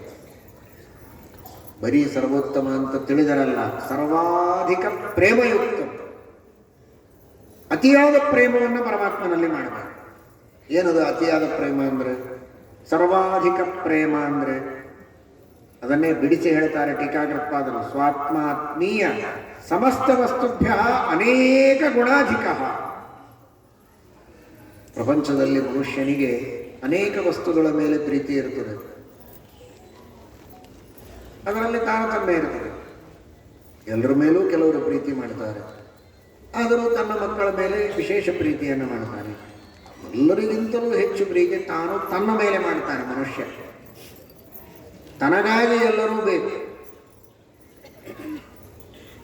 ಎಲ್ಲರಿಗಿಂತಲೂ ಹೆಚ್ಚು ಪ್ರೀತಿ ಮನುಷ್ಯನಿಗೆ ಯಾರ ಮೇಲೆ ಅಂದರೆ ತನ್ನ ಮೇಲೆ. ಆದರೆ ತನಗಿಂತಲೂ ಹೆಚ್ಚು ಪ್ರೀತಿಯನ್ನು ದೇವರಲ್ಲಿ ಮಾಡಬೇಕು ಅಂತ ಹೇಳ್ತಾರೆ. ಸ್ವಾತ್ಮಾತ್ಮೀಯ ಸಮಸ್ತ ವಸ್ತುಭ್ಯ, ತನ್ನ ಮೇಲೆ ಮಾಡುವ ಪ್ರೀತಿಗಿಂತಲೂ ದೇವರ ಮೇಲೆ ಹೆಚ್ಚು ಪ್ರೀತಿಯನ್ನು ಮಾಡಬೇಕು ಅಂತ. ಆಗ ಅದು ನಿಜವಾದ ಭಕ್ತಿ ಆಗ್ತದೆ. ಅಂತಹ ಭಕ್ತಿಯನ್ನು ಪರಮಾತ್ಮನಲ್ಲಿ ಮಾಡಬೇಕು. ಸರ್ವಾಧಿಕ ಪ್ರೇಮಯುಕ್ತಂ. ಅದಕ್ಕೆ ಕಾರಣ ಕೊಡ್ತಾರೆ ಶ್ರೀಮದಾಚಾರ್ಯ. ಜಗತ್ತಿನಲ್ಲಿ ಈ ಪ್ರೀತಿ ಅನ್ನುವ ವಸ್ತುವನ್ನು ಕೊಟ್ಟದ್ದೇ ದೇವರು. ಪ್ರಿಯಕೃತ್ ಪ್ರೀತಿ ವರ್ಧನಃ. ಗಂಡ ಹೆಂಡತಿ, ತಂದೆ ತಾಯಿ, ಮಕ್ಕಳು, ಗುರುಗಳು, ಶಿಷ್ಯರು, ರಾಜರು, ಪ್ರಜೆಗಳು, ದೇಶ ಕೋಶ, ನಾನಾ ವಿಧವಾದ ಅಭಿಮಾನಗಳನ್ನು, ಪ್ರೀತಿ ವಿಶ್ವಾಸಗಳನ್ನು ಪ್ರಪಂಚದಲ್ಲಿ ಬೀಜ ಬಿತ್ತಿದವನೇ ದೇವರು. ಇದೇ ಕಾರಣಕ್ಕಾಗಿ ಭಗವಂತನನ್ನು ತಿಳಿಯಬೇಕು ಅಂತ ಯಾಜ್ಞವಲ್ಕ್ಯರು ಮೈತ್ರೇಯಿಗೆ ಉಪದೇಶ ಮಾಡುತ್ತಾರೆ. ನವಾ ಅರೇ ಪತ್ಯುಃ ಕಾಮಾಯ ಪತಿ ಪ್ರಿಯೋ ಭವತಿ, ಆತ್ಮನಸ್ತು ಕಾಮಾಯ ಪತಿ ಪ್ರಿಯೋ ಭವತಿ. ನವಾ ಅರೇ ಜಾಯಾಯಿ ಕಾಮಾಯ ಜಾಯಾ ಪ್ರಿಯ ಭವತಿ, ಆತ್ಮನಸ್ತು ಕಾಮಾಯ ಜಾಯಾ ಪ್ರಿಯ ಭವತಿ. ಹೀಗೆ ಹೇಳ್ತಾ ಆತ್ಮ ಮಾ ಅರೇ ದ್ರಷ್ಟವ್ಯ ಶ್ರೋತವ್ಯೋ ಮಂತವ್ಯೋ ನಿಧಿಧ್ಯಾಸಿತವ್ಯ ಅಂತ. ದೇವರು ಸೃಷ್ಟಿ ಮಾಡಿದ್ದು ಪ್ರಪಂಚದೊಳಗೆ ಬೇಕಾದಷ್ಟಿದೆ. ನದಿಗಳನ್ನು ಸೃಷ್ಟಿ ಮಾಡಿದ, ಪರ್ವತಗಳನ್ನು ಸೃಷ್ಟಿ ಮಾಡಿದ, ಭೂಮಿಯನ್ನು ಸೃಷ್ಟಿ ಮಾಡಿಕೊಟ್ಟ, ಗಿಡಮರಗಳನ್ನು ಕೊಟ್ಟ, ದೇಹವನ್ನು ಕೊಟ್ಟ. ಇದೆಲ್ಲ ಕೊಟ್ಟದ್ದಕ್ಕೆ ಆ ಪರಮಾತ್ಮನ ಜಿಜ್ಞಾಸೆಯನ್ನು ಮಾಡಿ ದೇವರನ್ನು ತಿಳಿ ಅಂತ ಮೈತ್ರೇಯಿಗೆ ಯಾಜ್ಞವಲ್ಕ್ಯರು ಹೇಳಲಿಲ್ಲ. ಪ್ರೀತಿ ಎಂಬ ವಸ್ತುವನ್ನು ದೇವರು ಕೊಟ್ಟ, ಅದಕ್ಕಾಗಿ ದೇವರನ್ನು ತಿಳಿ ಅಂತ ಹೇಳ್ತಾರೆ. ದೇವರು ಮಾಡಿದಂತಹ ದೊಡ್ಡ ವಸ್ತು. ಯಾಕಂದ್ರೆ ಎಲ್ಲ ಇದ್ದು ಏನೂ ಇಲ್ಲದೆ ಇದ್ದ ಹಾಗೆ, ಆ ಒಂದು ವಸ್ತು ಇಲ್ಲ ಅಂದ್ರೆ ಅಂತಹ ದೊಡ್ಡ ವಸ್ತು. ಆದ್ದರಿಂದ ಪ್ರೀತಿ ಎಂಬ ವಸ್ತುವನ್ನ ಇಡೀ ಪ್ರಪಂಚದೊಳಗೆ ಕೊಟ್ಟು ಪ್ರಪಂಚವನ್ನ ಒಂದು ಹಗ್ಗದಿಂದ ಕಟ್ಟಿದವನು ಪರಮಾತ್ಮ. ಅಂತಹ ಪರಮಾತ್ಮನ ಮೇಲೇನೆ ಪ್ರೀತಿಯನ್ನು ಮಾಡದಿದ್ದರೆ ಎಷ್ಟು ಕೃತಜ್ಞರಾಗ್ತೀರಿ ಅಂತ ಶಾಸ್ತ್ರ ಹೇಳ್ತಾರೆ. ಆತ್ಮಾವಾಹರೇ ದ್ರಷ್ಟವ್ಯ ಶ್ರೋತವ್ಯೋ ಮಂತವ್ಯೋ ನಿಧಿಧ್ಯಾಸ್ತವ್ಯ. ಅದಕ್ಕಾಗಿ ಪರಮಾತ್ಮನನ್ನು ತಿಳಿಯಬೇಕು. ಸಾಮಾನ್ಯವಾಗಿ ಒಬ್ಬ ವ್ಯಕ್ತಿಯ ಮೇಲೆ ಪ್ರೀತಿ ಇದೆ ಅಂದರೆ ಅವನಿಗೆ ದುಃಖ ಆಗದೇ ಇರೋ ಹಾಗೆ ನಾವು ಮಾಡಬೇಕು. ಅಂದರೆ ನಿಜವಾದ ಪ್ರೀತಿ ಇದೆ ಅಂತ ಅರ್ಥ. ಭಾಳ ಪ್ರೀತಿ ಇದೆ ನಿನ್ನ ಮೇಲೆ, ಬಾ ಮಗು ಅಂತ ಪಟ್ ಅಂತ ಕಪಾಳಕ್ಕೆ ಕೊಡೋದು. ಏನು ಪ್ರೀತಿ ಅಂತ ಮತ್ತೆ ಇನ್ನೊಂದು ಹೊಡೆಯೋದು ಅಲ್ಲ. ಹಾಗಾದರೆ ಯಾರ ಮೇಲೆ ಪ್ರೀತಿ ಇದೆ ಅವನಿಗೆ ದುಃಖವಾಗಬಾರದು ಅಂತ ನಮ್ಮ ಪ್ರಯತ್ನ ಇರಬೇಕು. ಅದು ನಿಜವಾದ ಪ್ರೀತಿಯ ಲಕ್ಷಣ, ಗುರುತು. ಈಗ ಏಕಾದಶಿ ತಿಂದರೆ ನರಕ ಆಗ್ತದೆ ಅಂತ 1000 ಸಲ ಪುರಾಣಗಳು ಕೇಳಿದ್ದೀರೋ ಇಲ್ಲ? ಕೇಳಿದ್ದೆ, ಗೊತ್ತು.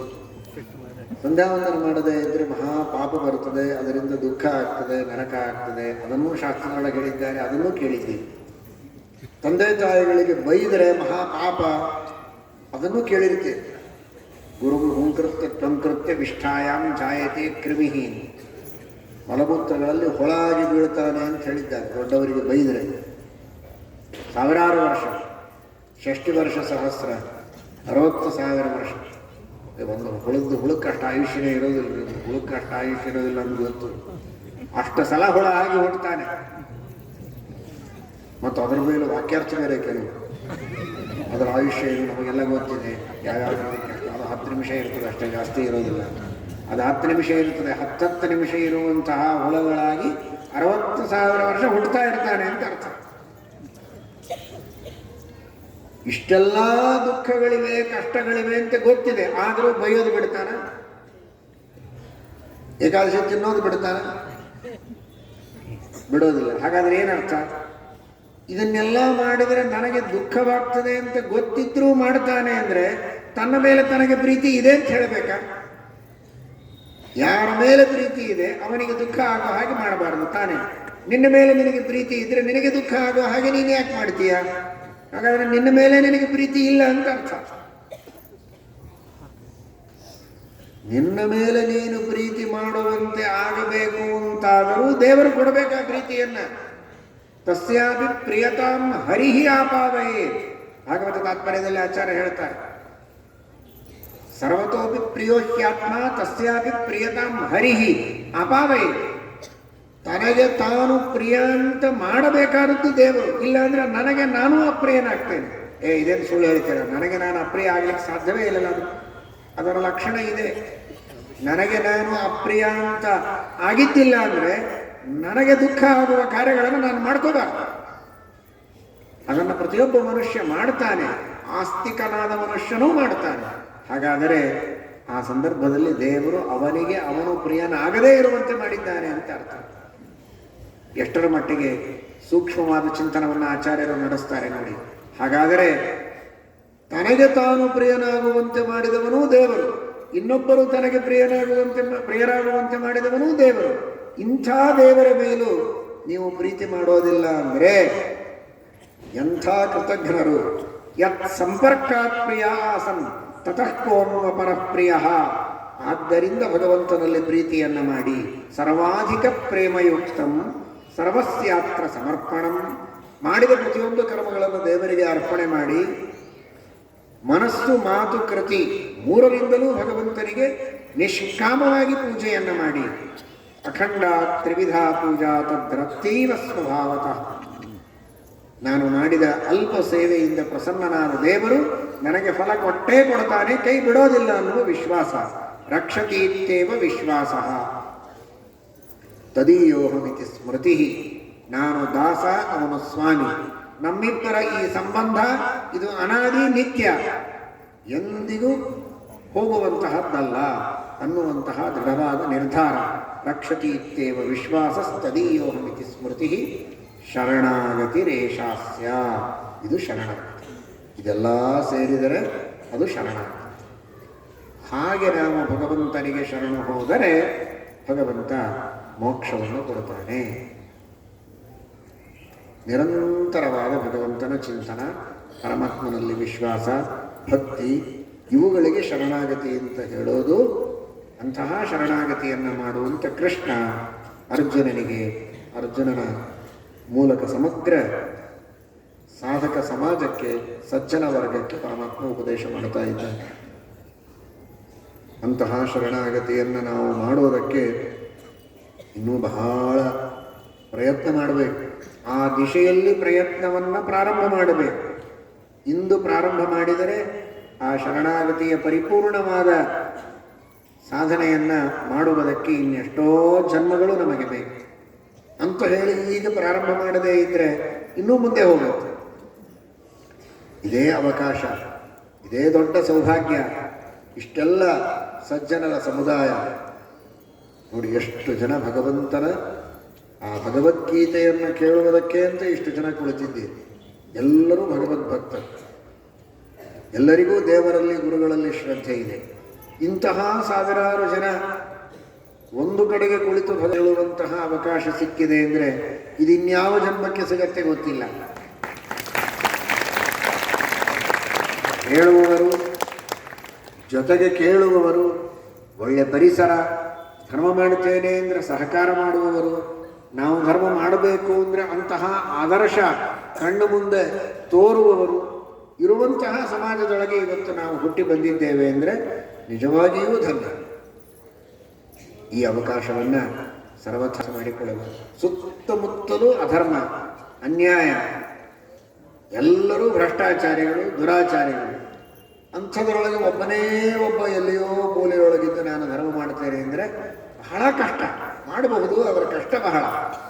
ಆ ಪರಿಸ್ಥಿತಿ ಇಲ್ಲ.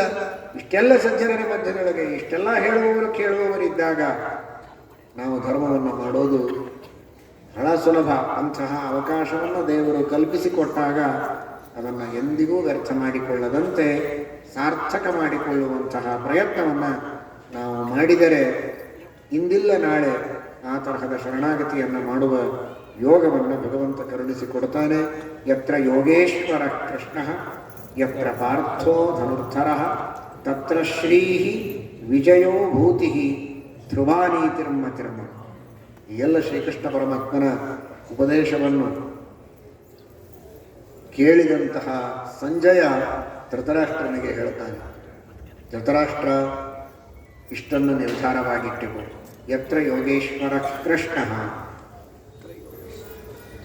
ಯೋಗ ಉಪಾಯಗಳು, ಮೋಕ್ಷ ಸಾಧನವಾದಂತಹ ಏನೆಲ್ಲ ಉಪಾಯಗಳಿವೆ, ಜ್ಞಾನ ಭಕ್ತ್ಯಾದಿಗಳು, ಸಂಸಾರಕವಾದಂತಹ ಈ ಯುದ್ಧದೊಳಗೂ ವಿಜಯವನ್ನು ಪಡೆಯುವುದಕ್ಕೆ ಬೇಕಾದ ಉಪಾಯಗಳು, ಎಲ್ಲದಕ್ಕೂ ಈಶ್ವರ ಆ ಕೃಷ್ಣ, ಅವನು ಯೋಗೇಶ್ವರ. ಅಂತಹ ಶ್ರೀಕೃಷ್ಣ ಪರಮಾತ್ಮ ಯಾವ ಪಕ್ಷದಲ್ಲಿದ್ದಾನೆ? ಧನುರ್ಧರನಾದ ಪಾರ್ಥ ಅಂದರೆ ಭೀಮಸೇನ ದೇವರು ಹೌದು, ಅರ್ಜುನನೂ ಹೌದು. ಪ್ರಣವೋ ಧನುಷ್ಯರೋಹ್ಯಾತ್ಮ, ಆ ಪ್ರಣವ ಧನುಸ್ಸನ್ನು ಧಾರಣ ಮಾಡಿದವರು ವಾಯುದೇವರು. ಅನಂತ ಮಾತ್ರಾಂತ ಮುದಾಹರಂತಿಯಂ ತ್ರಿಮಾತ್ರ ಪೂರ್ವಂ ಪ್ರಣವೋಚ್ಚಯಂ ಬುಧಾಹ. ಅಂತಹ ಪ್ರಣವ ಧನುರ್ಧಾರಿಗಳಾದಂತಹ ಭೀಮಸೇನ ದೇವರು ಈ ಧನುಸ್ಸನ್ನು ಧಾರಣ ಮಾಡಿದ್ದಾರೆ, ಪ್ರಣವ ಧನುಸ್ಸನ್ನು ಧಾರಣ ಮಾಡಿದ್ದಾರೆ ಪಾರ್ಥ. ಅರ್ಜುನ ಸಕಲ ದೇವತೆಗಳ ಪ್ರತೀಕ, ದೇವೇಂದ್ರ. ದೇವೇಂದ್ರನ ಅವತಾರನಾದ ಅರ್ಜುನ ಅಂದರೆ ಶುದ್ಧರಾದ ಸಾತ್ವಿಕರಾದ ವಿಷ್ಣು ಭಕ್ತರಾದ ದೇವತೆಗಳು ಅಂತ ಅರ್ಥ. ಜೀವೋತ್ತಮರಾದ ವಾಯುದೇವರು ಹಾಗೂ ಇಂದ್ರಾದಿ ದೇವತೆಗಳು, ಸರ್ವೋತ್ತಮನಾದ ಭಗವಂತ ಯಾವ ಪಕ್ಷದಲ್ಲಿದ್ದಾನೆ, ಯಾರು ಅಂತಹ ಭಗವಂತನ ವಾಯುದೇವರ ದೇವತೆಗಳ ಮತವನ್ನು ಅನುಸರಣೆ ಮಾಡುತ್ತಾರೆ, ಅವರಲ್ಲಿ ಭಕ್ತಿ ಮಾಡುತ್ತಾರೆ, ಅವರ ಅನುಗ್ರಹವನ್ನು ಸಂಪಾದನೆ ಮಾಡಿದ್ದಾರೆ, ತತ್ರ ಶ್ರೀ ವಿಜಯ ಭೂತಿ. ರಾಜ್ಯದ ಸಂಪತ್ತು, ವಿಜಯ, ಯುದ್ಧದಲ್ಲಿ ವಿಜಯ, ಉತ್ತರೋತ್ತರವಾದ ಅಭಿವೃದ್ಧಿ, ಉತ್ತಮವಾದಂತಹ ನ್ಯಾಯ ಎಲ್ಲವೂ ಕೂಡ ಅವರ ಪಕ್ಷದಲ್ಲಿರುತ್ತೆ. ಪಾಂಡವರ ಪಕ್ಷದಲ್ಲಿಯೇ ಕೃಷ್ಣ ಇದ್ದಾನೆ, ಅರ್ಜುನ ಇದ್ದಾನೆ, ಅವರ ಪಕ್ಷದಲ್ಲಿ ಭೀಮಸೇನ ದೇವರಿದ್ದಾರೆ ಅಂತಾದ ಮೇಲೆ ಆ ಪಕ್ಷಕ್ಕೇನೇ ವಿಜಯವಾಗುತ್ತೆ, ಅವರಿಗೇ ಉತ್ತರೋತ್ತರ ಅಭಿವೃದ್ಧಿ ಆಗ್ತದೆ, ಯಶಸ್ಸು ಸಿಗ್ತದೆ, ರಾಜ್ಯ ಸಿಗತ್ತೆ ಅಂತನ್ನುವುದು ನನ್ನ ದೃಢವಾದ ನಿರ್ಧಾರ. ನನ್ನ ನಿರ್ಧಾರ ಅಲ್ಲ, ಇದು ಶ್ರೀಕೃಷ್ಣ ಪರಮಾತ್ಮನ ದೃಢವಾದ ಸತ್ಯವಾದ ಸಂಕಲ್ಪ ಅಂತ ಸಂಜಯ ಧೃತರಾಷ್ಟ್ರನಿಗೆ ತಿಳಿಸ್ತಾ ಇದ್ದಾನೆ. ಇದನ್ನು ನಾವೆಲ್ಲರೂ ಮನಸ್ಸಿನಲ್ಲಿ ಇಟ್ಟುಕೊಳ್ಳಬೇಕು. ನಾವೇನು ಬೇರೆ ಪ್ರಯತ್ನ ಮಾಡಿದರೂ ವ್ಯರ್ಥ. ದೇವರನ್ನು ಒಲಿಸಿಕೊಳ್ಳುವ, ವಾಯುದೇವರನ್ನು ದೇವತೆಗಳನ್ನು ಒಲಿಸಿಕೊಳ್ಳುವ ಪ್ರಯತ್ನ ಮಾಡಿದರೆ ನಮ್ಮ ಜೀವನದಲ್ಲಿ ನಾವು ಅಂದುಕೊಂಡ ಎಲ್ಲ ಸತ್ಕಾರ್ಯಗಳಿಗೆ ಯಶಸ್ಸು ಸಿಗುತ್ತೆ, ವಿಜಯ ಸಿಗುತ್ತೆ, ಸರ್ವತೋಮುಖವಾದ ಅಭಿವೃದ್ಧಿಯಾಗ್ತದೆ, ಪರಮ ಮಂಗಲವಾಗ್ತದೆ ಎಂಬುದಾಗಿ ಶ್ರೀಮದ್ ಭಗವದ್ಗೀತೆ ನಮಗೆ ತಿಳಿಸಿ ಹೇಳ್ತಾ ಇದೆ. ಆ ದಿಶೆಯಲ್ಲಿ ನಮ್ಮೆಲ್ಲರ ಪ್ರಯತ್ನ ಇರಲಿ, ಭಗವಂತನ ವಿಶೇಷವಾದ ಪ್ರೇರಣೆಯ ಅನುಸಂಧಾನ ಇರಲಿ. ಕಾರ್ಯದಲ್ಲಿ ಉತ್ತಮವಾದಂತಹ ಯಶಸ್ಸನ್ನು ನಾವು ಪಡೆದುಕೊಳ್ಳಬಹುದು, ಧರ್ಮ ಮಾರ್ಗದಲ್ಲಿ ಮೋಕ್ಷ ಮಾರ್ಗದಲ್ಲಿ ಮುಂದೆ ಸಾಗಬಹುದು ಎಂಬುದಾಗಿ ತಿಳಿಸ್ತಾ ಇದ್ದಾರೆ. ಹರಯೇ ನಮಃ. ಶ್ರೀಕೃಷ್ಣಾರ್ಪಣಮಸ್ತು. ಹರಿ ಸರ್ವೋತ್ತಮ. ವಾಯುದೇವೋತ್ತಮ. ಈ 10